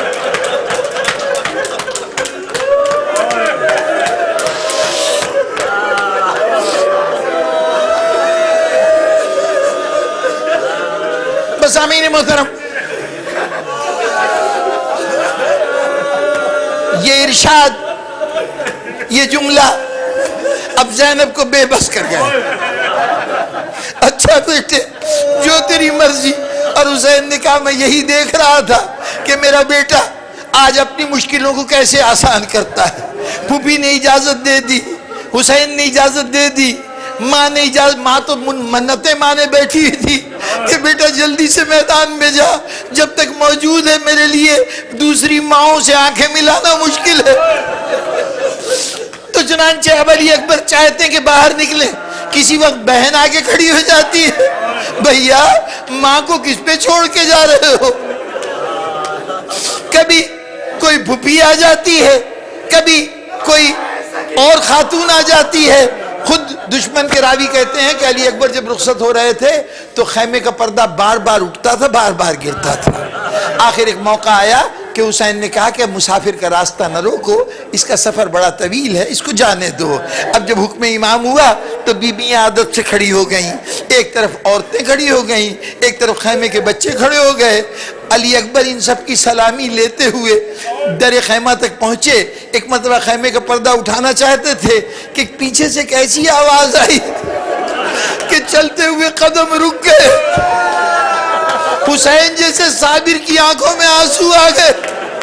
کیا آواز تھی کہ کوئی خیمے کی چوب کو، خیمے کی لکڑی کو پکڑ کر اٹھنے کی کوشش کر رہا تھا اور کہہ رہا تھا بھیا علی اکبر بھائی کو خدا حافظ کہے بغیر چلے جاؤ۔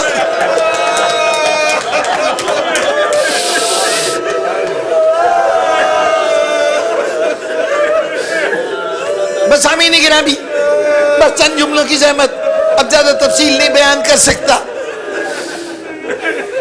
ایک مرتبہ بھائی کی آواز سنی، لپٹ کے دونوں بھائی بہت دیر تک بابا کی بے بسی میں آنسو بہاتے رہے۔ اس کے بعد ایک مرتبہ سید سجاد نے کہا اچھا بھیا خدا حافظ۔ علی اکبر رخصت ہوئے، علی اکبر چلے۔ سید سجاد نے فرمائش کی تھی کہ میرے خیمے کا پردہ اٹھا دیا جائے، میں اپنے بھائی کی لڑائی اپنی آنکھوں سے دیکھنا چاہتا ہوں۔ بس آمین گرامی، علی اکبر میدان کی طرف گئے، سید سجاد دیکھ رہے ہیں۔ لڑتے ہوئے علی اکبر کو دیکھا۔ کربلا میں دو لڑنے والوں کی جنگوں کی تفصیل کتابوں میں بہت زیادہ آئی ہے، ایک علی اکبر کا جہاد، ایک حسین کا جہاد۔ انہوں نے غیر معمولی جنگوں کا مظاہرہ کیا ہے اس پیاس کی حالت میں اور ان مصائب کی حالت میں۔ تو علی اکبر نے بے پناہ قسم کی جنگ کی۔ 2-3 حملوں کے بعد ایک مرحلہ آیا کہ علی اکبر اب گھوڑے پہ رک نہ سکے، چاہا کہ گھوڑے کی گردن میں باہیں ڈالیں، ایک گھوڑے اگر ہو سکے تو مجھے ذرا بابا کے پاس پہنچا دے، بوڑھا بابا ہے میرے پاس کہاں آ سکے گا، تو مجھے ان کے پاس پہنچا دے۔ دشمن کے ہجوم میں گھوڑا راستہ بناتا جا رہا ہے، لیکن ہر مرحلے پر کہیں سے نیزے پڑ رہے ہیں، کہیں سے تلواریں پڑ رہی ہیں، راستہ نہیں مل رہا گھوڑے کو۔ آخر علی اکبر گھوڑے سے نیچے آ تشریف لائے، گھوڑا چاروں طرف چکر کاٹ رہا ہے۔ اتنے میں علی اکبر کے کان میں آواز آئی، بیٹے مجھے آواز دے، مجھے راستہ نظر نہیں آ رہا، مجھے راستہ نظر نہیں آ رہا۔ بس آمین محترم، آخری جملے میرے کلام کے، حسین آئے، ساری تفصیلات کو میں نے چھوڑا، حسین آئے، دیکھا بیٹے کے سینے میں برچھی لگی ہے جس کے درد سے بیٹا تڑپ رہا ہے۔ اچھا بیٹے درد بہت زیادہ ہے نا؟ تیری ماں سے وعدہ کر کے آیا ہوں کہ تجھے لے کے خیمہ گاہ تک جاؤں گا، لیکن بیٹے پہلے تیرے درد کا علاج کر لوں، تیرے سینے کی برچھی نکال دوں۔ اب ذرا سوچئے، کسی کے پھانس چبھی ہو اور اس کو نکالنے کی زحمت کر رہے ہو تو آپ کو اندازہ ہے کہ اس کی تکلیف کتنا بے چین کرتی ہے اس کو جو یہ نکال رہا ہوتا ہے پھانس۔ یہاں تو نیزے کا پھل تھا جو سینے میں پیوست تھا، بوڑھے باپ نے اس پھل کو نکالنا چاہا۔ میں سمجھتا ہوں یہ وہ وقت ہوگا کہ پوری جنت سمٹ کے کربلا پہنچ گئی ہوگی، آسمان کے فرشتے ہوں گے، انبیاء ہوں گے، صالحین ہوں گے۔ میرا تصور کہتا ہے کہ جبرائیل نے آگے بڑھ کے ہاتھ باندھ کے کہا ہوگا، مولا میں نے آپ کا جھولا بھی لایا ہے، آپ کے لیے چکی پیسی ہے، اجازت ہو تو برچھی نکالنے میں میں مدد کر دوں۔ ابراہیم آئے ہوں گے، حسین تیرے آنکھوں پہ پٹی نہیں بندھی، تیرے اسماعیل کے ہاتھ کھلے ہیں، میں مدد کر دوں۔ رسول آئے ہوں گے، ارے میں رحمت للعالمین ہوں حسین، مجھے موقع دے میں مدد کر دوں۔ علی نے کہا ہوگا میں زمانے کا مشکل کشا ہوں، مجھے اجازت دے کہ میں یہ عمل کر دوں۔ اس وقت سیدہ نے کہا ہوگا آپ سب ہٹ جائیے، میں اپنے دودھ کی تاثیر دیکھنا چاہتی ہوں۔ بس آمین گرامی، حسین ایک مرتبہ زمین پہ جھکے، گھٹنے کو زمین پہ ٹیکا، برچھی پہ ہاتھ رکھا، یا علی کہہ کے برچھی نکالی، برچھی نکلی، جوان بدن کانپا تو زمین کربلا میں زلزلہ آیا، زمین کربلا کانپی تو در خیمہ کانپا۔ وہاں کھڑی ہوئی زینب ایک مرتبہ آواز دی، بھیا نہ گھبرانا، انتظار کر لو، زینب مدد کے لیے آتی ہے۔ حسین نے اٹھائی ہوئی لاش کو زمین پہ رکھ دیا، بہن میں نے تیرے پردے سے علی اکبر کو قربان کیا، ابھی خیمے سے نکلنے کی ضرورت نہیں، ماتم علی اکبر۔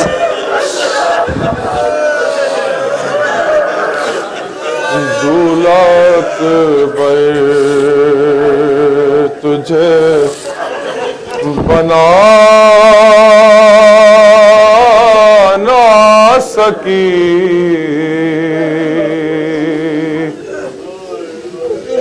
دولہ اکبر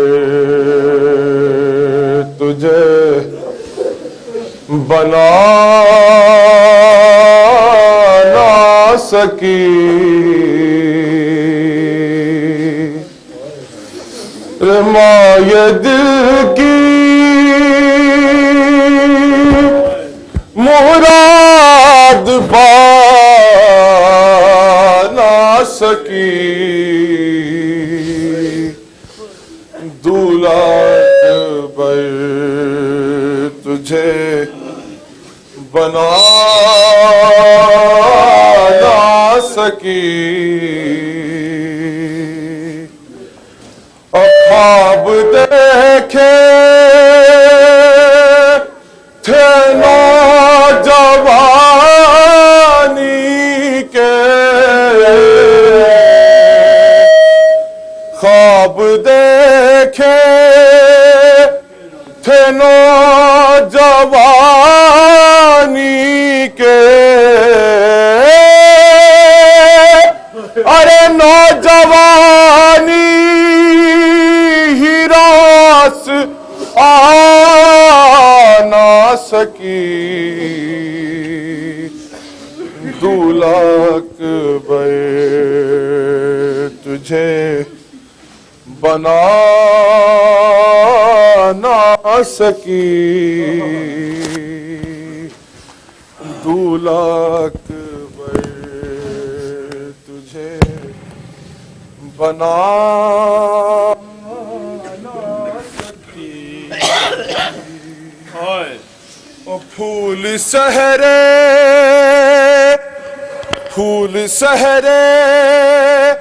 کہ کس طرح کھلتے، پھول سہرے کہ کس طرح کھلتے، ارے کلی بھی تو مسکرا نہ سکی، دولک بے ہے جب شباب آیا موت بھی آئی، جب شباب آیا موت بھی آئی، ارے ایک مرنا بیمار بڑا نہ سکی، دولک بے اور کیسی بے بس تھی باپ کی پیری، کیسی بے بس تھی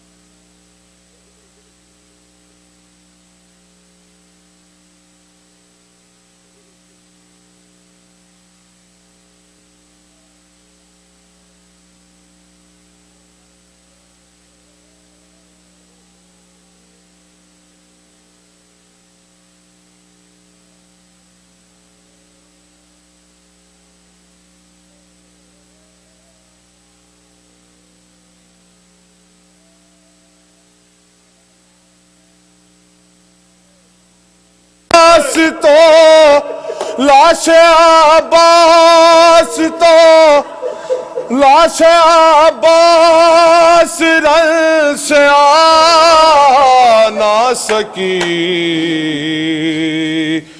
دولک بے تجھے بنا نہ سکی، حسین حسین حسین حسین حسین حسین حسین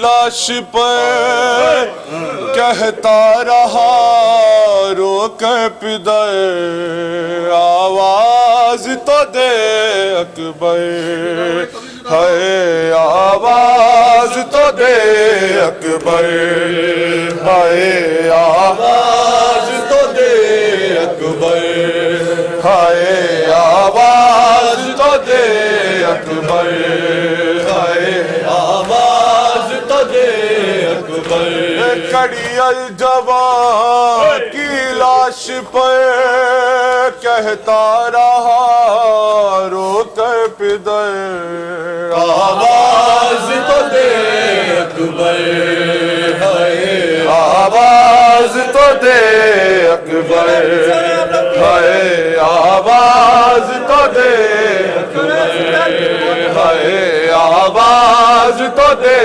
اکبر، ہے آواز تو دے اکبر، کڑی الجوان کی لاش لاش پر کہتا رہا رو کر پدر آواز تو دے اکبر ہائے آواز تو دے اکبر کڑی الجواں کی لاش پر کہتا رہا رو کر پدر آواز تو دے اکبر ہائے آواز تو دے اکبر کڑی الجواں کی لاش پر کہتا رہا رو کر پدر آواز تو دے اکبر ہائے آواز تو دے اکبر گرتا ہوا اٹھتا ہوا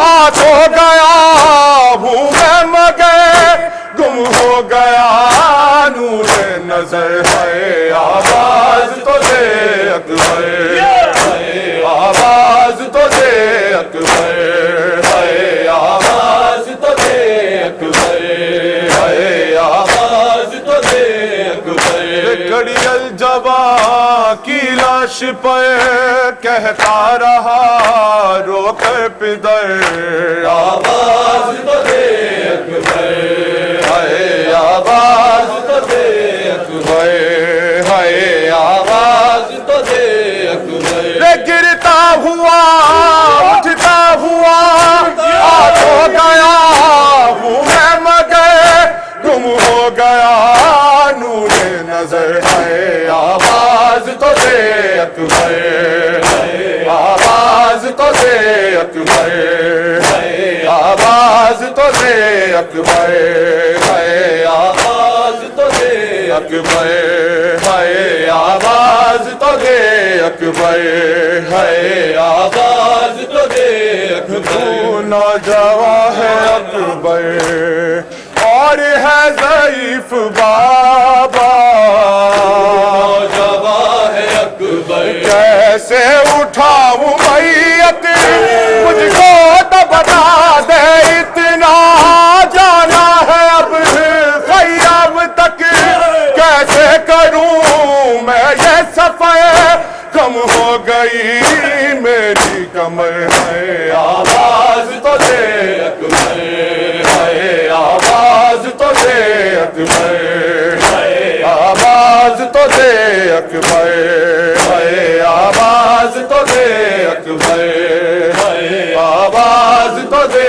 اکبر ہے آواز تو دے اکبر ہے آواز تو دے اکبر کڑی الجواں کی لاش پر کہتا رہا رو کر پدر آواز تو دے اکبر ہائے آواز تو دے اکبر ہائے آواز تو دے اکبر آئی صدا جدھر سے میں اس طرف بڑھوں گا آئی صدا جدھر سے آواز سنتے سنتے تجھے رن میں ڈھونڈ ہی لوں گا تو ہے جدھر پیارے میرے دھیرے سے یہ کہتے ہوئے بابا ادھر ہے آواز تو دے اکبر ہے آواز تو دے اکبر ہے آواز تو دے اکبر ہے آواز تو دے اکبر ہے آواز تو دے اکبر ہے آواز تو دے اکبر ہے آواز تو دے اکبر کیسے بیاں کروں میں وہ دردناک منظر کیسے بیاں کروں میں سجدے میں تھی خدائی روتا تھا سارا لشکر جب فاطمہ کے لال نے ہاتھوں پہ لے کر خاک سے رکھ کر کہا زانوں پہ سر ہے آواز تو دے اکبر ہے آواز تو دے اکبر ہے آواز تو دے اکبر ہے آواز تو دے اکبر ہے آواز تو دے کیسے بیاں کروں میں وہ دردناک منظر، کیسے بیاں کروں میں سکتے میں تھی خدائی، روتا تھا سارا لشکر، جب فاطمہ کے لال نے ہاتھوں پہ لے کر خاک سے رکھ کر کہا زانوں پہ سر ہے، آواز تو دے اکبر، آواز تو دے اکبر، آواز تو دے اکبر، آواز تو دے اکبر، آواز تو دے اکبر، آواز تو دے اکبر، کیسے بیاں کروں میں وہ دردناک منظر، کیسے بیاں کروں میں سکتے میں تھی خدائی، روتا تھا سارا لشکر، جب فاطمہ کے لال نے ہاتھوں پہ لے کر خاک سے رکھ کر کہا زانوں پہ سر ہے، آواز تو دے اکبر، آواز تو دے اکبر، آواز تو دے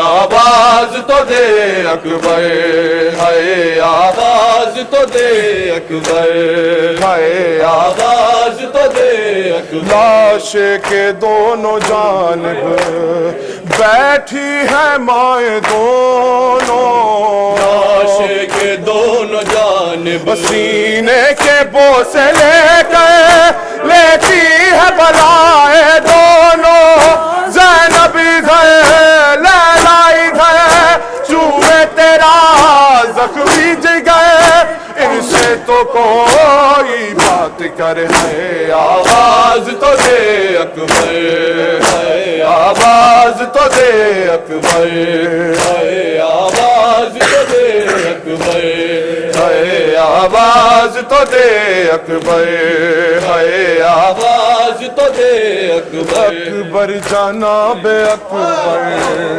اکبر جناب اکبر خاموش ہو گئے تھے، اکبر جناب اکبر، شبیر سر جھکائے لاشے کے پاس کھڑے تھے، زینب کبھی لیلا کبھی بہنے کبھی رام بے، کہتا رہا یہ سارا گھر ہے، آواز تو دے اکبر، آواز تو دے اکبر، آواز تو دے اکبر، آواز تو دے اکبر، آواز تو دے اکبر، اکبر جناب اکبر خاموش ہو گئے تھے، اکبر جناب اکبر، شبیر سر جھکائے لاشے کے پاس کھڑے تھے، زینب کبھی لیلا کبھی بہنے کبھی نام بے، کہتا رہا یہ سارا گھر ہے، آواز تو دے اکبر، آواز تو دے اکبر، آواز تو دے اکبر، آواز تو دے اکبر، آواز تو دے اکبر، آواز تو دے اکبر،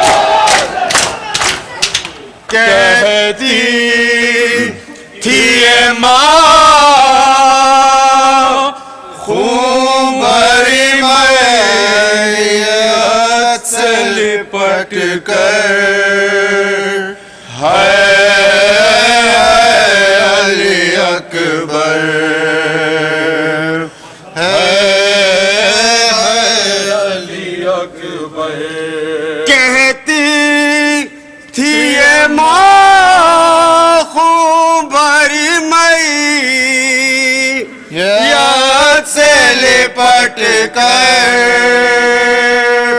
ہے علی اکبر علی اکبر علی اکبر کہتی تھی یہ ماں بھری میں سے لپٹ کر ہے علی اکبر علی اکبر ارمان تا پہناؤں گی پوشاک شاہانی ارمان تا پہناؤں گی پوشاک شاہانی ارمان تا پہناؤں گی پوشاک شاہانی ارمان تا پہناؤں گی پوشاک شاہانی افسوس کے راس آئی نہ تجھ پوئے جوانی کیسا تھا مقدر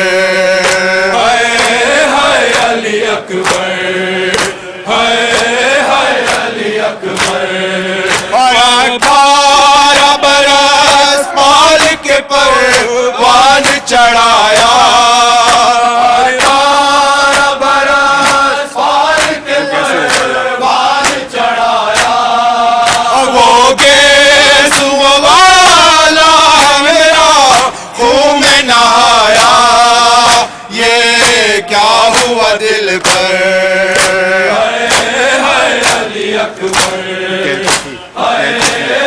علی اکبر کہتی تھی یہ ماں خون بھری میاں سے لپٹ کر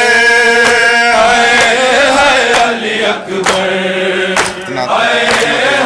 علی اکبر اتنا تو ذرا ٹھہرو تمہیں دولہا بنا لوں اتنا تو ذرا ٹھہرو تمہیں دولہا بنا لوں اتنا تو ذرا ٹھہرو تمہیں دولہا بنا لوں اتنا تو ذرا ٹھہرو تمہیں دولہا بنا لوں بس ایک جھلک چہرے کی زہرا کو دکھا دوں بے چین تھی خواہر علی اکبر علی اکبر ماں تیری جدائی میں بھلا کیسے جیے گی ماں تیری جدائی میں بھلا کیسے جیے گی مر جائے گی سورا جو خبر تیری سنے گی اب کیا کروں جی کر علی اکبر علی اکبر ٹھہرو کہ میں 18ویں مانا کو بڑھا لوں کہ میں 18ویں مانا تو بڑھا لوں پھر لے کے بلائے تجھے جینے کی دعا دوں صدقے ہو یہ مادر علی اکبر علی اکبر پہلے تو ایک آواز میں اٹھ جاتے تھے بیٹا پہلے تو ایک آواز پہ اٹھ جاتے تھے بیٹا پہلے تو ایک آواز پہ اٹھ جاتے تھے بیٹا پہلے تو ایک آواز پہ اٹھ جاتے تھے بیٹا اب تیری صدا پہ بھی پہلو نہیں بدلا کیا ہو گیا دل بھر اکبر علی اکبر وہ کہتی تھی یہ ماں خوں بھری میاں سے لپٹ کر علی اکبر علی اکبر اور تم ہیچ کیا لے کے جو دام توڑ رہے ہو تم ہیچ کیا لے کے جو دام توڑ رہے ہو تم ہیچ کیا لے کے جو دام توڑ رہے ہو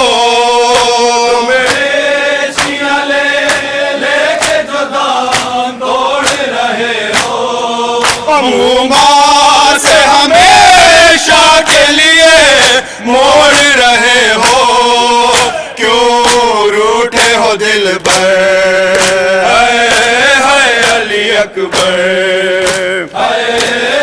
علی اکبر اور آئے جو ہمیں لوٹنے خیموں میں ستمگر آئے جو ہمیں لوٹنے خیمے میں ستمگر آئے جو ہمیں لوٹنے خیموں میں ستمگر آئے جو ہمیں لوٹنے خیموں میں ستمگر مادے کی صدا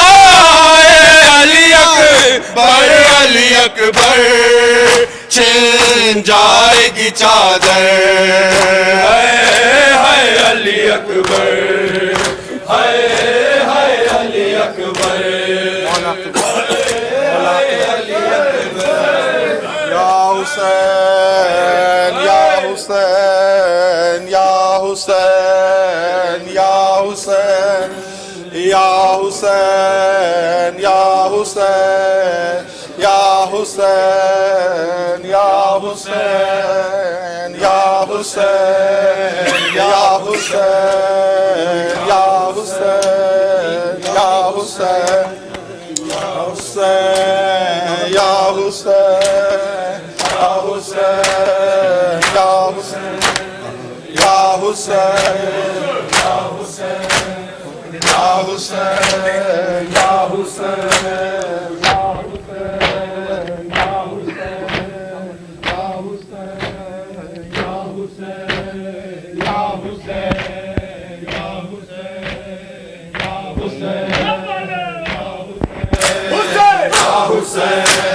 یا حسین یا حسین یا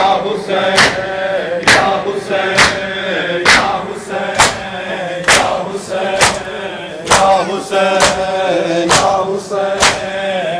حسین یا حسین نہیں آئے صغرا نے کہا ہائے برادر نہیں آئے اکبر نہیں آئے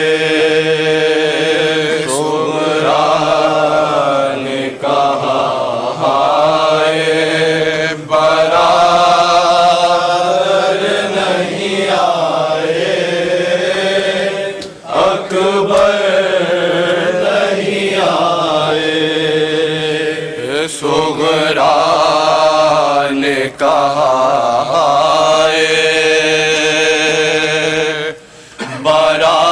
برادر نہیں آئے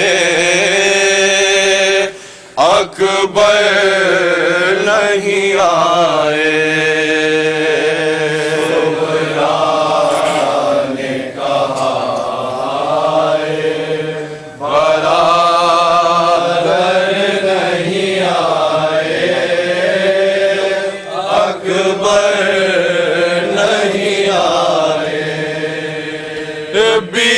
بیمار بہن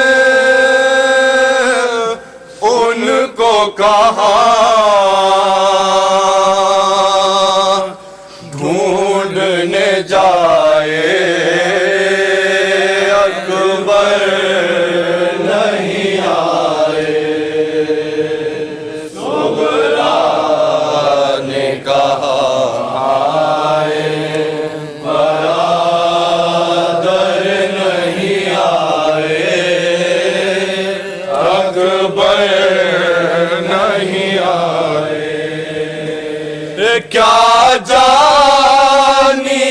کس بات پہ وہ مجھ سے خفا ہے، نظروں سے نہا ہے،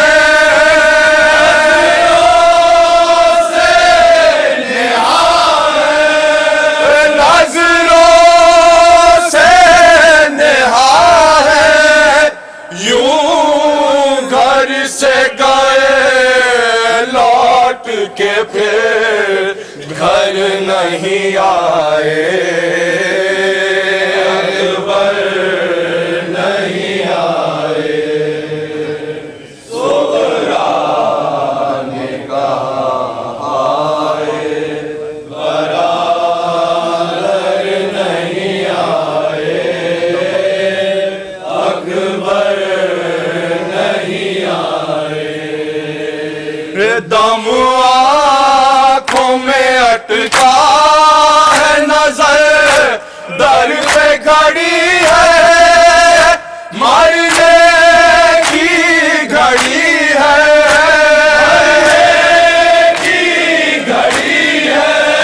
مرنے کی گھڑی ہے، کیا جانیے اب قبر میری کون بنائے،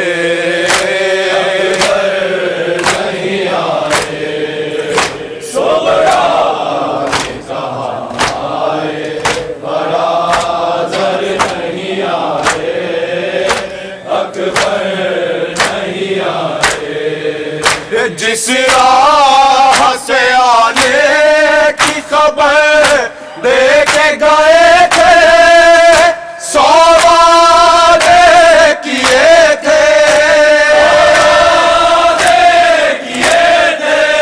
100 وعدے کیے تھے، بیٹھی اسی راہ پہ میں آس لگائے،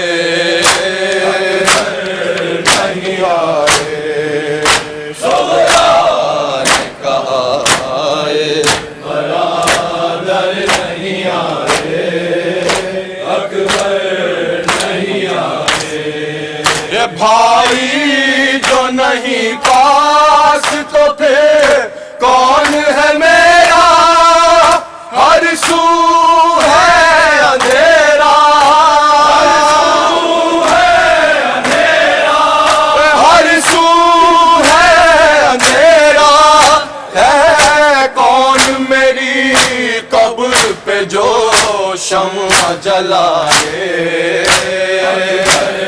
نہیں آئے، صغرا نے کہا آئے، برادر نہیں آئے، اکبر نہیں آئے، مولا حق امام یا حسن یا حسین، مولا حق امام یا حسن یا حسین، مولا حق امام یا حسن یا حسین، مولا حق امام یا حسن یا حسین، یا حسین یا حسین یا حسین یا حسین، مولا حق امام یا حسن یا حسین، مولا حق امام یا حسن یا حسین، یا حسین یا حسین یا حسین یا حسین، مولا حق امام یا حسن یا حسین، مولا حق امام یا حسن یا حسین، یا حسین یا حسین، وہ عابد